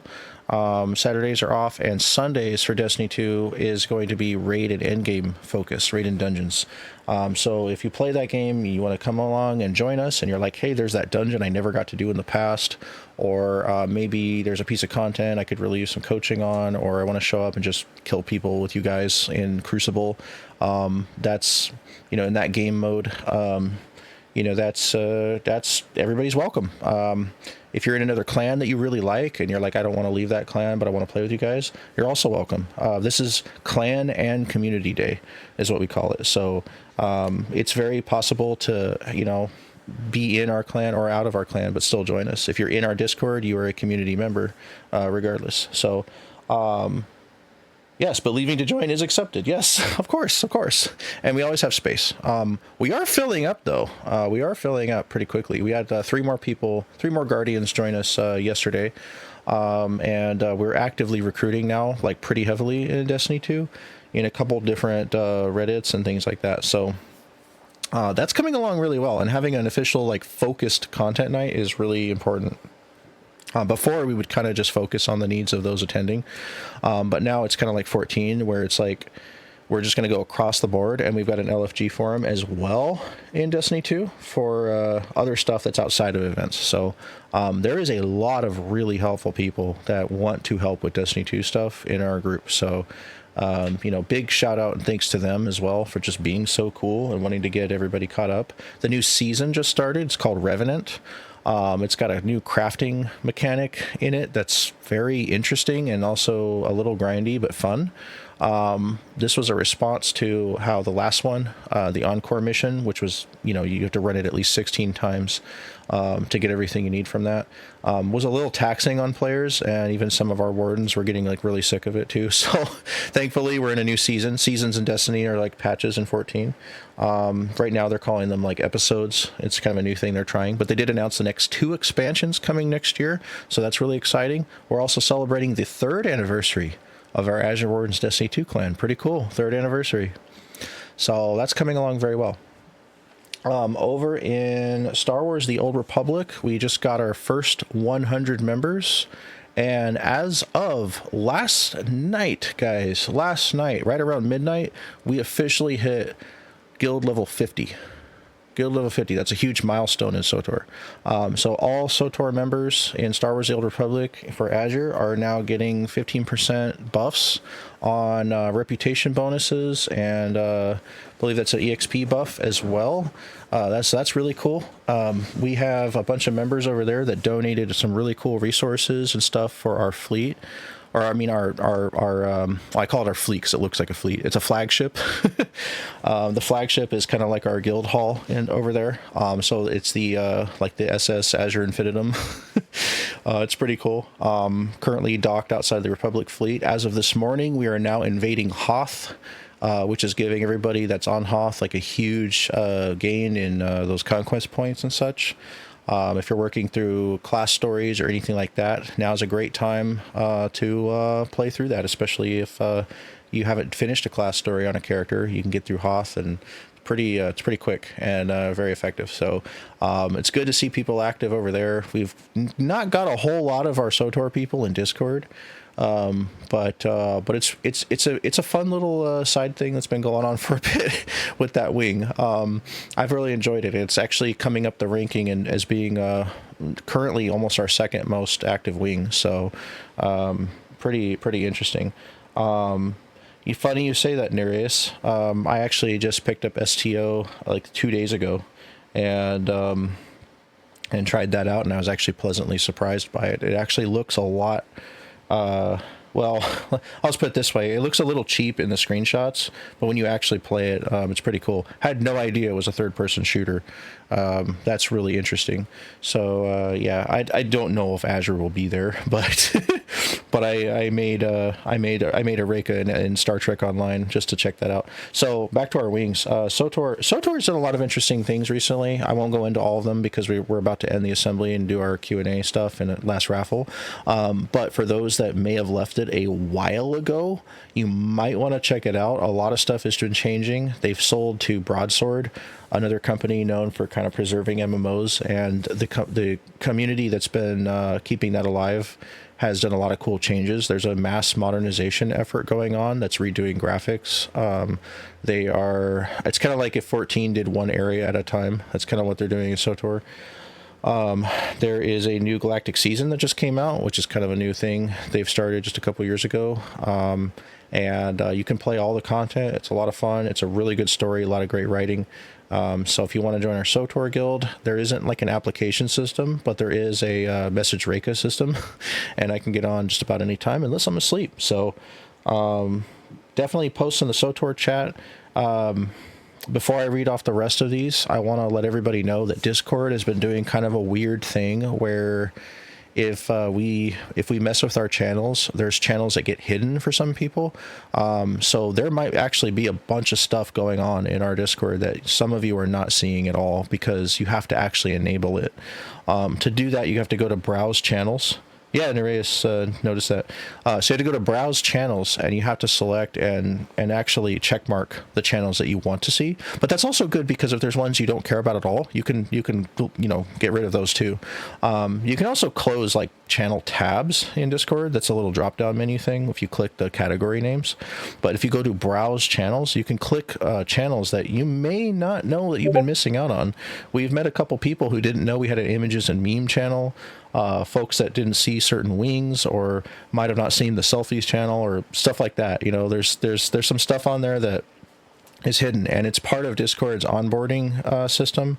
When we activated that, it also activated the thing for clicking and unclicking channels or something like that. So it was kind of confusing. It was a bit of a mystery why some people couldn't see certain channels, but just a reminder that you might want to check on that. There could be channels you might enjoy that you're not seeing in Discord.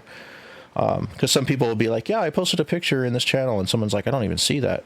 So that's what ends up being the case. And we've been puzzled in the past too. We were like, why is that? And that's what it is. So over at Elder Scrolls Online, we're running 2 guilds. We've got PS4 ESO and PC ESO going at the same time.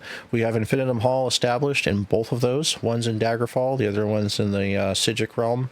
They're both really, really, really, really cool. I like them both equally. They're both really neat. They definitely have an Azure aesthetic to them. One of them's a blue roof and looks a lot like the FC Hall in 14. The other one is I think it's like a big cathedral, but it's like this humongous thing that Major found that he had and dedicated it to Azure, and it's awesome. There's already a bunch of resources and furnishings we're collecting for those for people over there. We have a small batch of folks in both PS4 and PC, or PS4 and PS5. It's the same thing, and PC. Same game there. And yeah, we do have scheduled recruitment drives about to kind of kick off for those as well. No major events or anything like that, but definitely coming along, kind of right behind SOTOR in progress. Our Guild Wars 2 guild is kind of going through a bumpy time right now. Very small in a member count. What we're doing is we're basically keeping it dormant and just kind of getting ready to build up more for it. We have a special rank called Pathfinder that is like a wing commander that I mentioned, but this is for someone who is not scout captain above, who's a very passionate player about a certain game that wants to get involved and kind of help spearhead and lead it forward. If things go well, a Pathfinder can be promoted into a wing commander in the future, but that's what kind of helps us give people who are not higher ranks a chance to help with those guilds. So if anybody's interested in becoming a Pathfinder, help us kind of grow and lead some of these Azure wings forward, definitely reach out to me and let me know.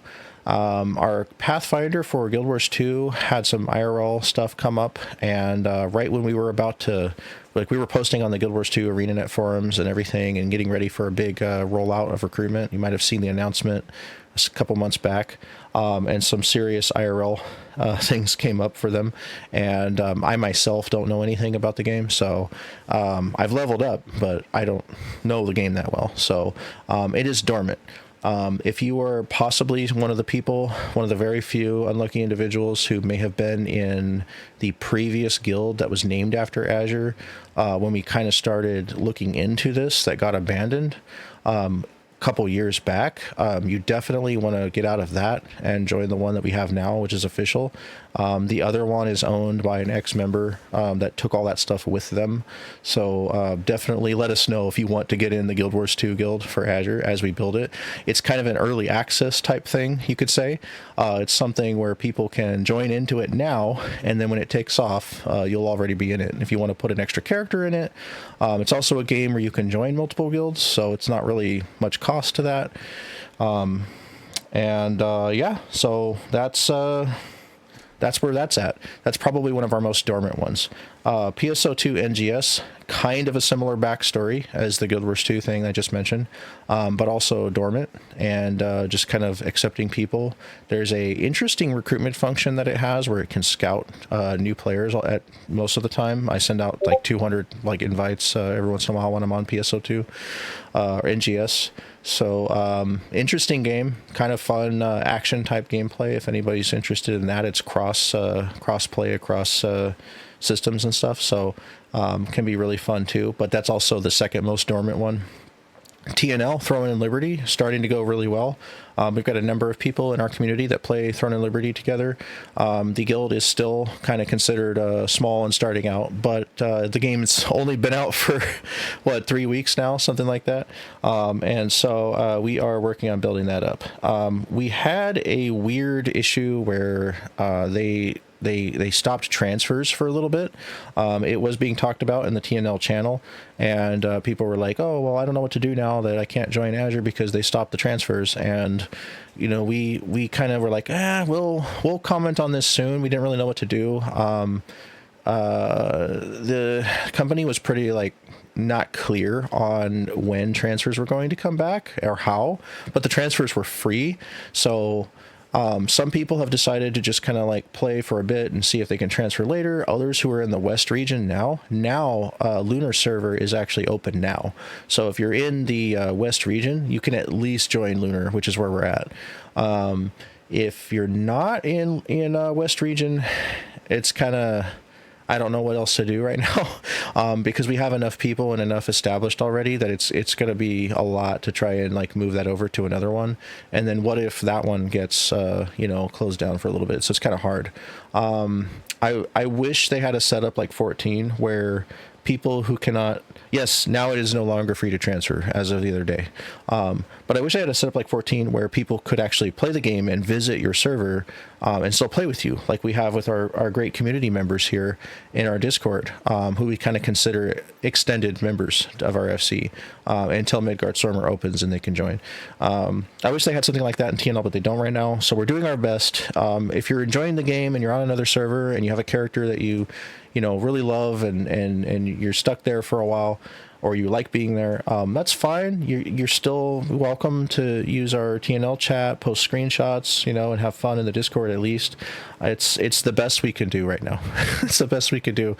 Our hands are tied as far as server transfers and Lunar opening up. But if you're in the West region, you can actually transfer over. Or if you want to build put a character on our server that's an extra alt or something, it doesn't take that long to get through MSQ and leveling. So completely up to you guys. Throne and Liberty is free to play. It is a interesting game. I wouldn't say it is the best MMO I've ever played, and I wouldn't say it's the worst either. I would say it's worth trying out and having your own opinion on. It does have a cross hotbar, kind of like 14 does for controller lovers. Also feels pretty good to play as a keyboard and mouse MMO. It's a beautiful game. It has some great action combat. There are some very good things I could say about it. The UI is wonderful. The chat box is really intuitive. I kind of wish 14 had a chat box that was that intuitive, but and that interactive. But there are also things that kind of make me cry and wish I was back in 14 at times. So I'm trying to get through it so I can support our guild. And there is some really cool guild activities for Throne and Liberty. There's stuff that actually is in the guild window that says this many people work on this type of guild contracts and guild duties and guild objectives and stuff like that, guild contribution menu. There's a lot of cool stuff like that. So I am excited to see where it goes, and I'm glad that we got in on that early for Azure. But we just don't know where it's going at the moment, and it's one of those games where it's it's fun, but you're kind of having to forgive early bugs and glitches and stuff, and it's up to you whether it's worth it, but it's worth trying. It's 100% worth trying. So give it a shot, and see how you feel about it if you're interested in that one. We do have a guild set up at least, and support in Discord. There's roles and role select, and as well as new roles that were just made for Destiny as well. So that is the status of the Azure Wings. Non-Wings, where Azure exists, there are a few of those games. Recently, I made the official Azure Diablo 4 group. If anybody's playing that, let me know if you want into that. That's not really an official wing, but it is something that some people might be playing and want to just be in the guild or be together or whatever. And just letting people know that it's there. Anything else that I play that I might just make an Azure in, I'll make a list somewhere or have a resource list of like where we're at in different things. Some games that you can join multiple guilds in is also really nice. ESO's another one. Trying to get us established in a lot of different worlds has been fun and also an interesting challenge over this last year. Some we were already in and just kind of started taking more seriously, and others we kind of ventured out into the great multiverse to get that going for people. When we see members who are like kind of bored with one game or tired and burn out and want to pop in together in another game that Azure supports, that's where we see our wings really shine. We're like, yes, people can stick together and not totally 100%, not have to see each other online just because they went to another game, and these are some pretty big games too. Believe it or not, I even have a Reika in WoW just to check out what's going on over there, because I've had that question come up a number of times if we would touch that interesting game. And that's a hotly divisive topic as well, but it's an interest as far as popular MMOs that we can venture out into. And ultimately the goal is to see our community thrive and play together. If we can really build these wings up and provide like a good system of multi-platform gaming, it would be really cool. And we still want to do what we said earlier this year and have more community nights where it's not just a wing or FC. It's like, we'll pick something like sporadic that isn't like an established wing. We'll have like a Battlefield night or a Call of Duty night or some night that's not tied to just an MMO, something that we can group in, of course. But nights like that as well is something we want to do in the future, and we really need the feedback, because knowing what you guys want to do will help us use us as in like Major, the council, and I put together stuff and use what we have in our resources to ping everybody and tell everybody what's going on, so we can get some big games going and just have a lot of fun as a community overall. We are a global community first, and our FC is our crown jewel, and we have wings branching out and content as well on our social media pages. AzureInfinitum.com, Azure-net.com is where a lot of our articles go out. We are also on a large number of social media websites. There, we have an Azure Pinterest, where you can make pins of different news articles from Azure that you might want to save, different guides, updates on different games, news, and stuff like that, posted almost daily. We have an Azure X account that covers everything across our whole board of everything. Also, we'll share some of my personal stuff as well. There is also multiple Facebook pages for every individual wing and game that Azure supports, with daily news and updates, as well as Azure on Tumblr, which covers everything globally. Also, we'll feature some member screenshots and things like that, which get pretty popular. I remember we had one person with their gorilla mount was our winner as far as our top Tumblr post for a really long time, which is kind of funny. It's the Harambe gorilla. And of course we've got Azure on Insta, which is posting a lot of reels and other updates from our games, as well as member screenshots that are featured. It definitely exists, and it's actually very active. It's one of our most active places that we have reactions. We'll get some pretty good traffic from there sometimes. Believe it or not, it is actually still much a viable social media, Tumblr. And then of course we have opened a Azure Blue Sky for those that are not comfortable with X and might want to be over on a different platform for obvious reasons. We also have people who might want to join on Mastodon as well. We've got some great members that really enjoy that site, so we post there regularly. We've got about 400 posts up over there.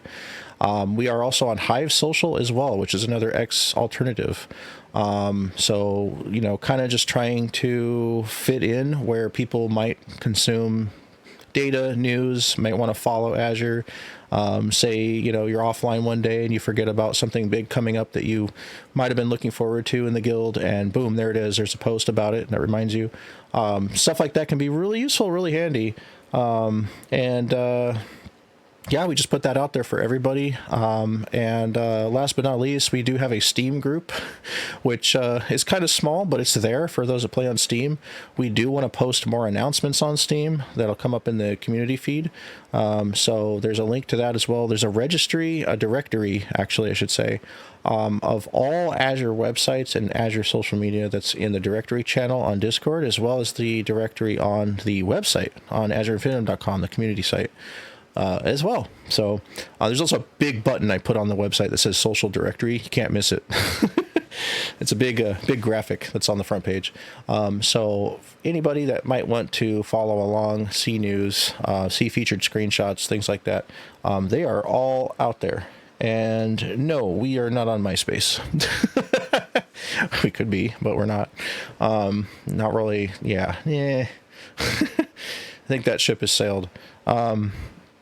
So yeah, I don't think I forgot anything. Yeah,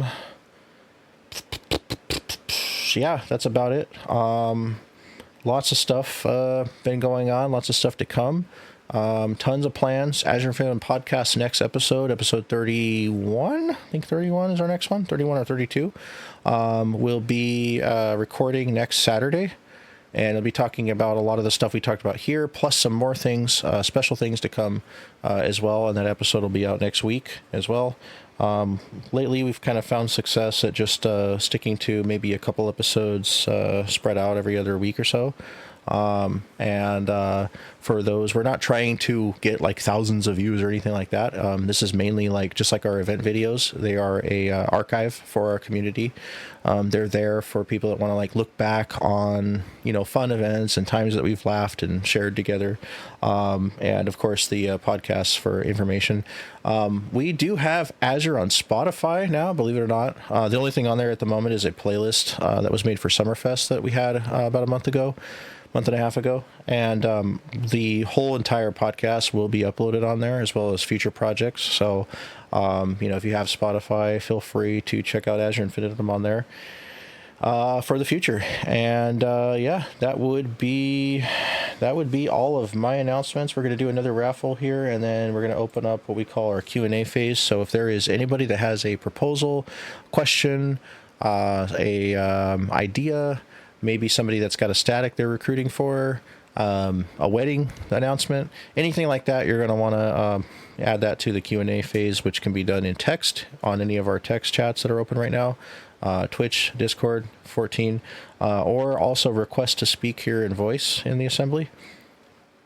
And just before we do that, we're going to do the last raffle. And I also do really want to thank everybody for sticking around, a little bit of a longer assembly while we kind of got all this fun information announced for everybody. If you would like to enter this raffle, this finale raffle, go ahead and put a /random message in the chat, and or you can put a 3-digit number on Twitch or a 3-digit number in Discord's Grand Assembly chat. Do we have any, let's see, do we have a channel for fan arts? Not a fan art channel. There's an image channel. Probably one of the better ones. There's a fandom channel. That's also there for stuff like that. Fandom is like a mixture of when people collect figurines or they want to post their collection or if they draw something. Fandom is perfect for that. So fandom or images would work fine. It's just if we make a channel that's just called fan art, I don't think right now we're going to have a lot of that going into that channel. So I know there are some channels currently made that don't see a lot of updates right now, but they're meant to. So they're there currently. And but if we start seeing a ton of fan art getting posted, sure, we'll think about a channel for that. But there's definitely a couple options there for the moment at this time.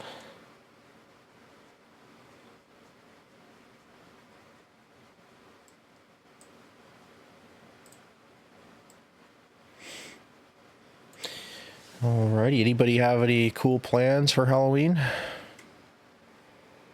Watch some scary movies or have a party or something?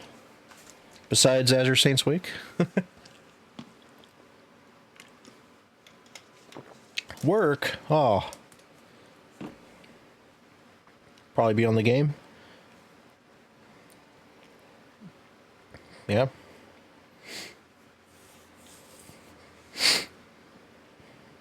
Get those costumes ready for Costume Glam Show.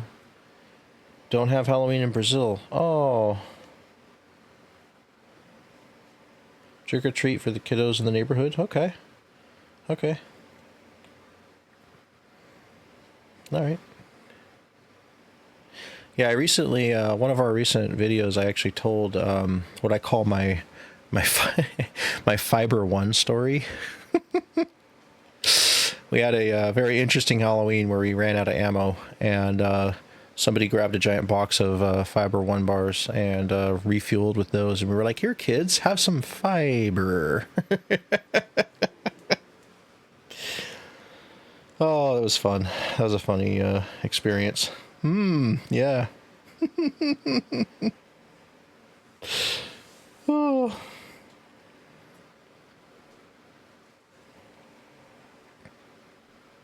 Yeah, that neighborhood didn't play either. There was a lot. I underestimated the amount of people, and the sun was setting, and I saw like what looked like a Lord of the Rings army on the horizon, and I could hear them like coming, and I was like, "Oh crap! They've got like candy in their minds and fire in their eyes, and they're coming."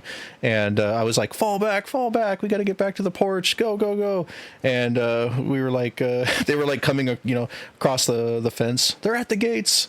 And there was like, we got to refuel. And we ran out of ammo. We ran out of candy. So we're like, Fiber One, go. Fiber One bars. Oh, boy. That's also what you get when you attend our events. You get funny stories like that. All right. So I'm going to go ahead and just /random. I'm going to call time here. I think we're all ready to head out and return to our adventures. 561, closest to 561. Let's see here. All right, 561. I see a 443, pretty close. Don't see anybody close to that. Checking the other chats. Anybody in assembly chat? No. All right, 428. Okay. No, that's not close enough. 443. Yep. That's going to be Azure.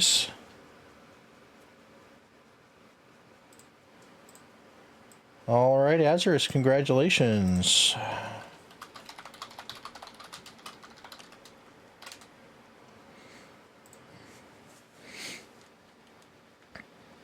All right. The cool chocobo head. Here you go. Azure gets an Optimus Omicron.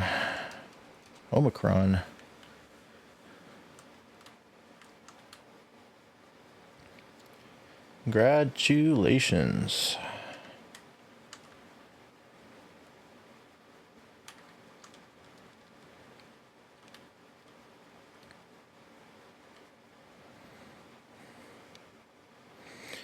All right. That is all of our raffles for this assembly. Got some cool minions today, donated purely by our members. Thank you to those who donated those prizes. Tab 4 in the chest. We will be needing some more donations here coming up with the all the anniversary events. So those who want to help out with those are welcome, very welcome to help with those. Minions, clams, mounts, things like that can be some really great prizes for FC. So thank you again who donated those. So that is all of our announcements today, unless Major, unless he's got anything. Major's our council member that's with us here today, here in the cool blue werewolf costume next to me. Next to Reika here, to Reika's left. And also, this will be our Q&A. So if there's any questions about stuff we've talked about, remember we did talk about a lot. So if Oh, I covered everything. Okay. Yeah, I tend to do that. Okay. No worries. No worries. Alpha escape. Okay. Oh, okay. Yeah. So, real quick, everybody that's still here, if you've got any questions about our event changes or how we do certain things or anything about the upcoming anniversary stuff or Azure Saints Wake next Sunday or anything like that, anything we talked about here today, please ask. Please feel free. You can ask via Twitch, our assembly chat, as well as the assembly stage channel, where you can request to speak if you want to ask it in voice. Feel free to hit the request to speak option. If you're in game and you want to type it in the say chat, go for it. You can do that as well. Anybody that may have a comment, a suggestion, something based on today's announcements, something that we didn't cover that maybe you thought of while I was talking, or other stuff was going on. Anything like that. This is the time to have your voice heard in front of everybody. If you also don't want to announce something or ask in front of everybody, you're welcome to send me a DM as well. Don't want to put anybody on the spot that might not want to talk. Suggestion for Throne of Liberty messaging in world to get new recruits from in-game itself. I've done a couple of those recently. I've had a couple. Definitely want to do more. Yep. Yeah, it also would be great to have some help with that too. Recruitment right now is, aside from those who might accept an app once in a while in any of our games, it is 100% on my shoulders at the moment. So I've been trying to do some recruit runs, mostly in 14, and as much as I can. But those that might be interested in helping recruit for Azure, who would 2,000% love love for some help with that. Oh, you can. I didn't know that, Major. You can put your title as looking for a guild member in that game. That's really cool. I wish 14 had a little bit more resources as far as recruiting. Because Community Finder is cool, but it's not like an in-game service that really is like that. Yeah. Interesting. Like the scouting system in PSO2 is really cool. Where it basically brings up everybody that's just guildless in one menu for you, or people that are looking for one, which is really helpful too. Yep. Okay. Yeah. Anybody that wants to take the stage here for a question, suggestion? Anybody have any wedding announcements? Static stuff that people want to talk about? Is there anything low levels can do to help?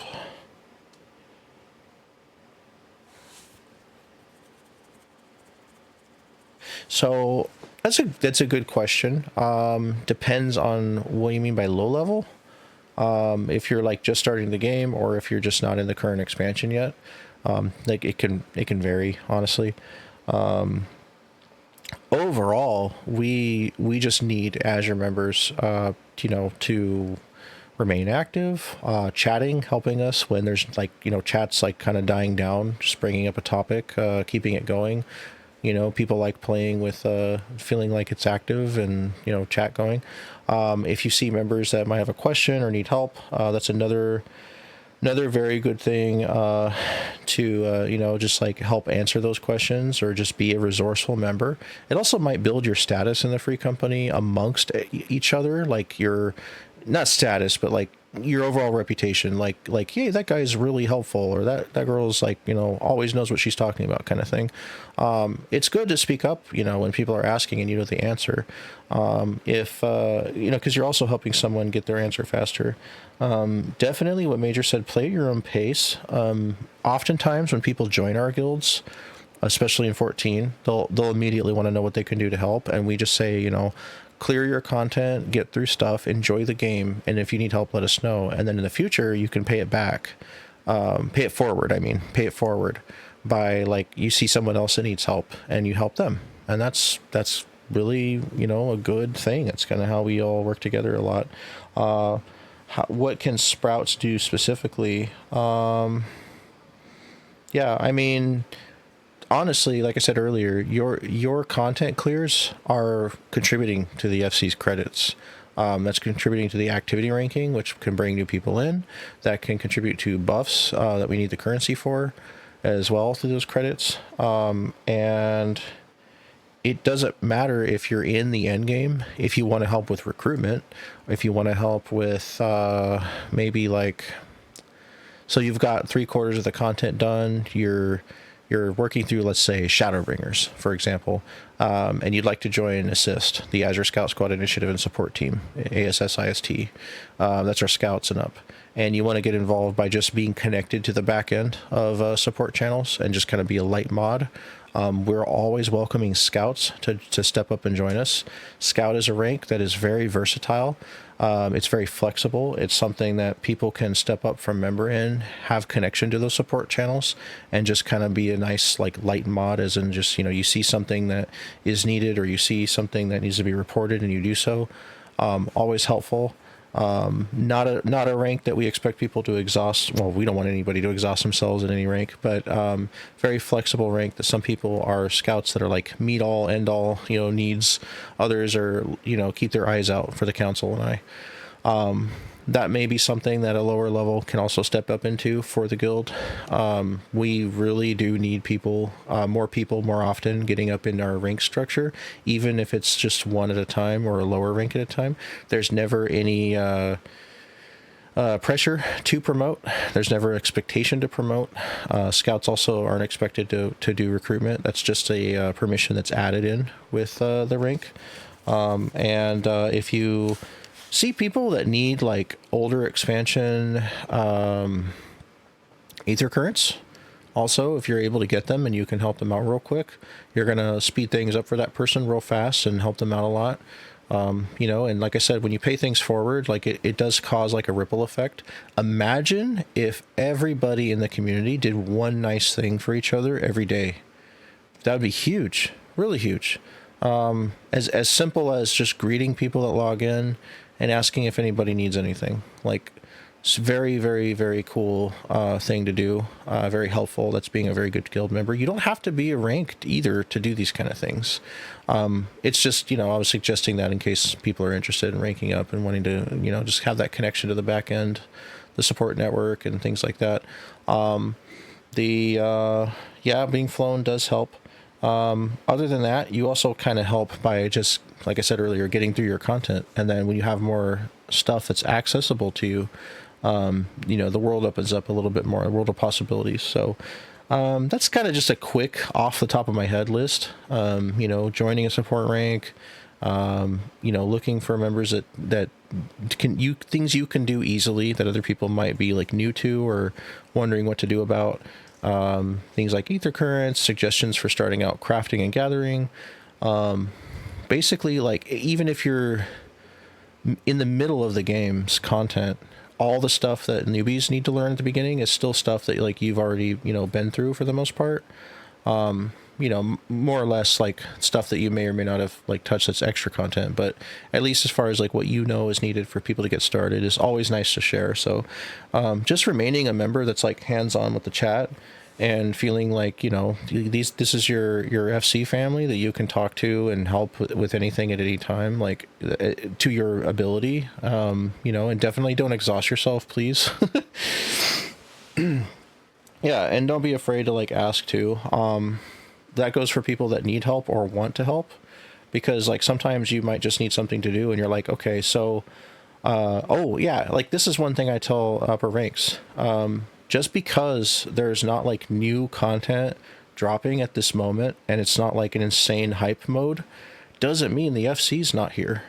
Don't forget that we have a constantly building and growing FC, and there is a lot that I can do. There's a lot Major can do. There's a lot our council and scouts can do too, but we can't make, like, everything happen all the time. We need the community to also be a community, and knowing that and feeling like you are a fellow steward in this whole ship is important. I don't want members to just feel like, the council handles everything. We'll just chat about random stuff and whatever, attend events. Like, feel like you are a member that's a steward of your community. Feel like you can ask the chat and be like, hey, let's find people to do things with, help with. I'm going to go use the LFG forum and get something going. I'm going to get a group together. Take a little bit of action, and it goes a long way, especially as a member, and your reputation within the group improves. Like, you are somebody who's taking action, and people are like, yeah, that guy or gal like knows what they're talking about. You know, they're making things happen. If you're a little timid or maybe intimidated by that idea, you know, you can still reach out to the council, and we can also, you're like, hey, I noticed somebody really needs this. Let us know. If you are a scout or higher, you should definitely be letting us know. Yeah, 11 years of content in the game. And yeah, there's a lot out there. So that was a great question. Thank you for asking that question.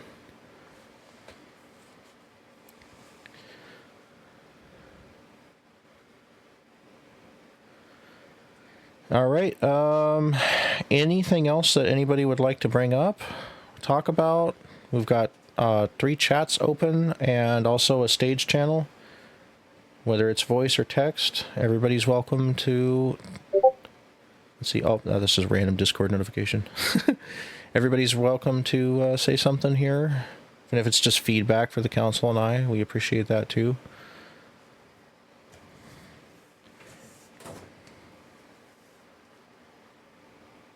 If not, then we will go ahead and close out our assembly. Always welcome feedback, suggestions, proposals, and questions at any time outside of assembly as well. Of course, we're always hands-on with our community. We like to make sure there's multiple avenues of communication that are always present. So DMs, in-game tells, sometimes in-game tells can be a little dicey. If you notice someone might be standing in the same place for a while, there's a chance they might have stepped away from their computer to get food or see their family or something. So if you don't get a reply from somebody in council and they've stepped away for a minute, you know, DM is probably a good idea on Discord. Highly suggest Discord. Doesn't mean that you always have to, but just something to keep in mind. Craziest thing I've ever seen in the past was I stepped away to feed my cat and somebody gave me a hug. I didn't hug them back in time, and they left the FC and wrote a manifesto on our corruption. And I was like blown away that missing a hug is what caused that.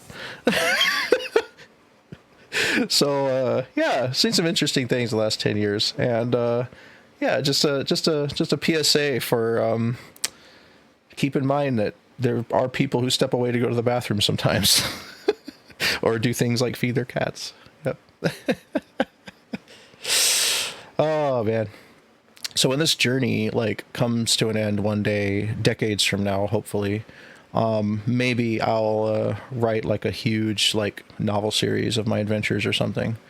It'd be really interesting. I found a book a long time ago that was it was like the grizzled, war-torn journal of a World of Warcraft guild leader of 10 years or something like that. And I read it in a bookstore, just part of it, just started looking through it. Everything in there was stuff that I had already encountered within the first few years of Azure. So I'm wondering, man, should I really write about this crazy journey? It'd be amazing. Maybe one day, who knows? Maybe the legacy we leave behind with our community and our archives of posts and everything one day will be a combined testament to our adventure here or something. Well, this journey is still going and just getting started still. I mean, next 10 years of 14 announced, next 10 years of D2, ESO, a bunch of other games announced too. It's incredible. I mean, the new games coming out all the time. So definitely a community to be excited about. Always something on the horizon. And even 10 years in, it feels like we're still, just getting started. So many plans for the future. Lots of stuff coming up.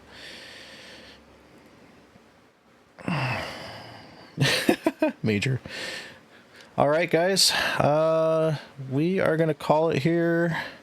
I think this is a good time to call it. It's been a good 2.5 hours with you guys. We got some raffle winners. Congratulations to our 2 raffle winners.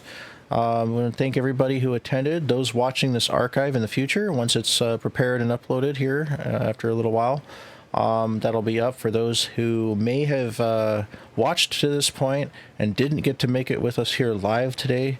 Also want to thank you for checking out our assembly cast, and thanks all for supporting Azure Infinitum.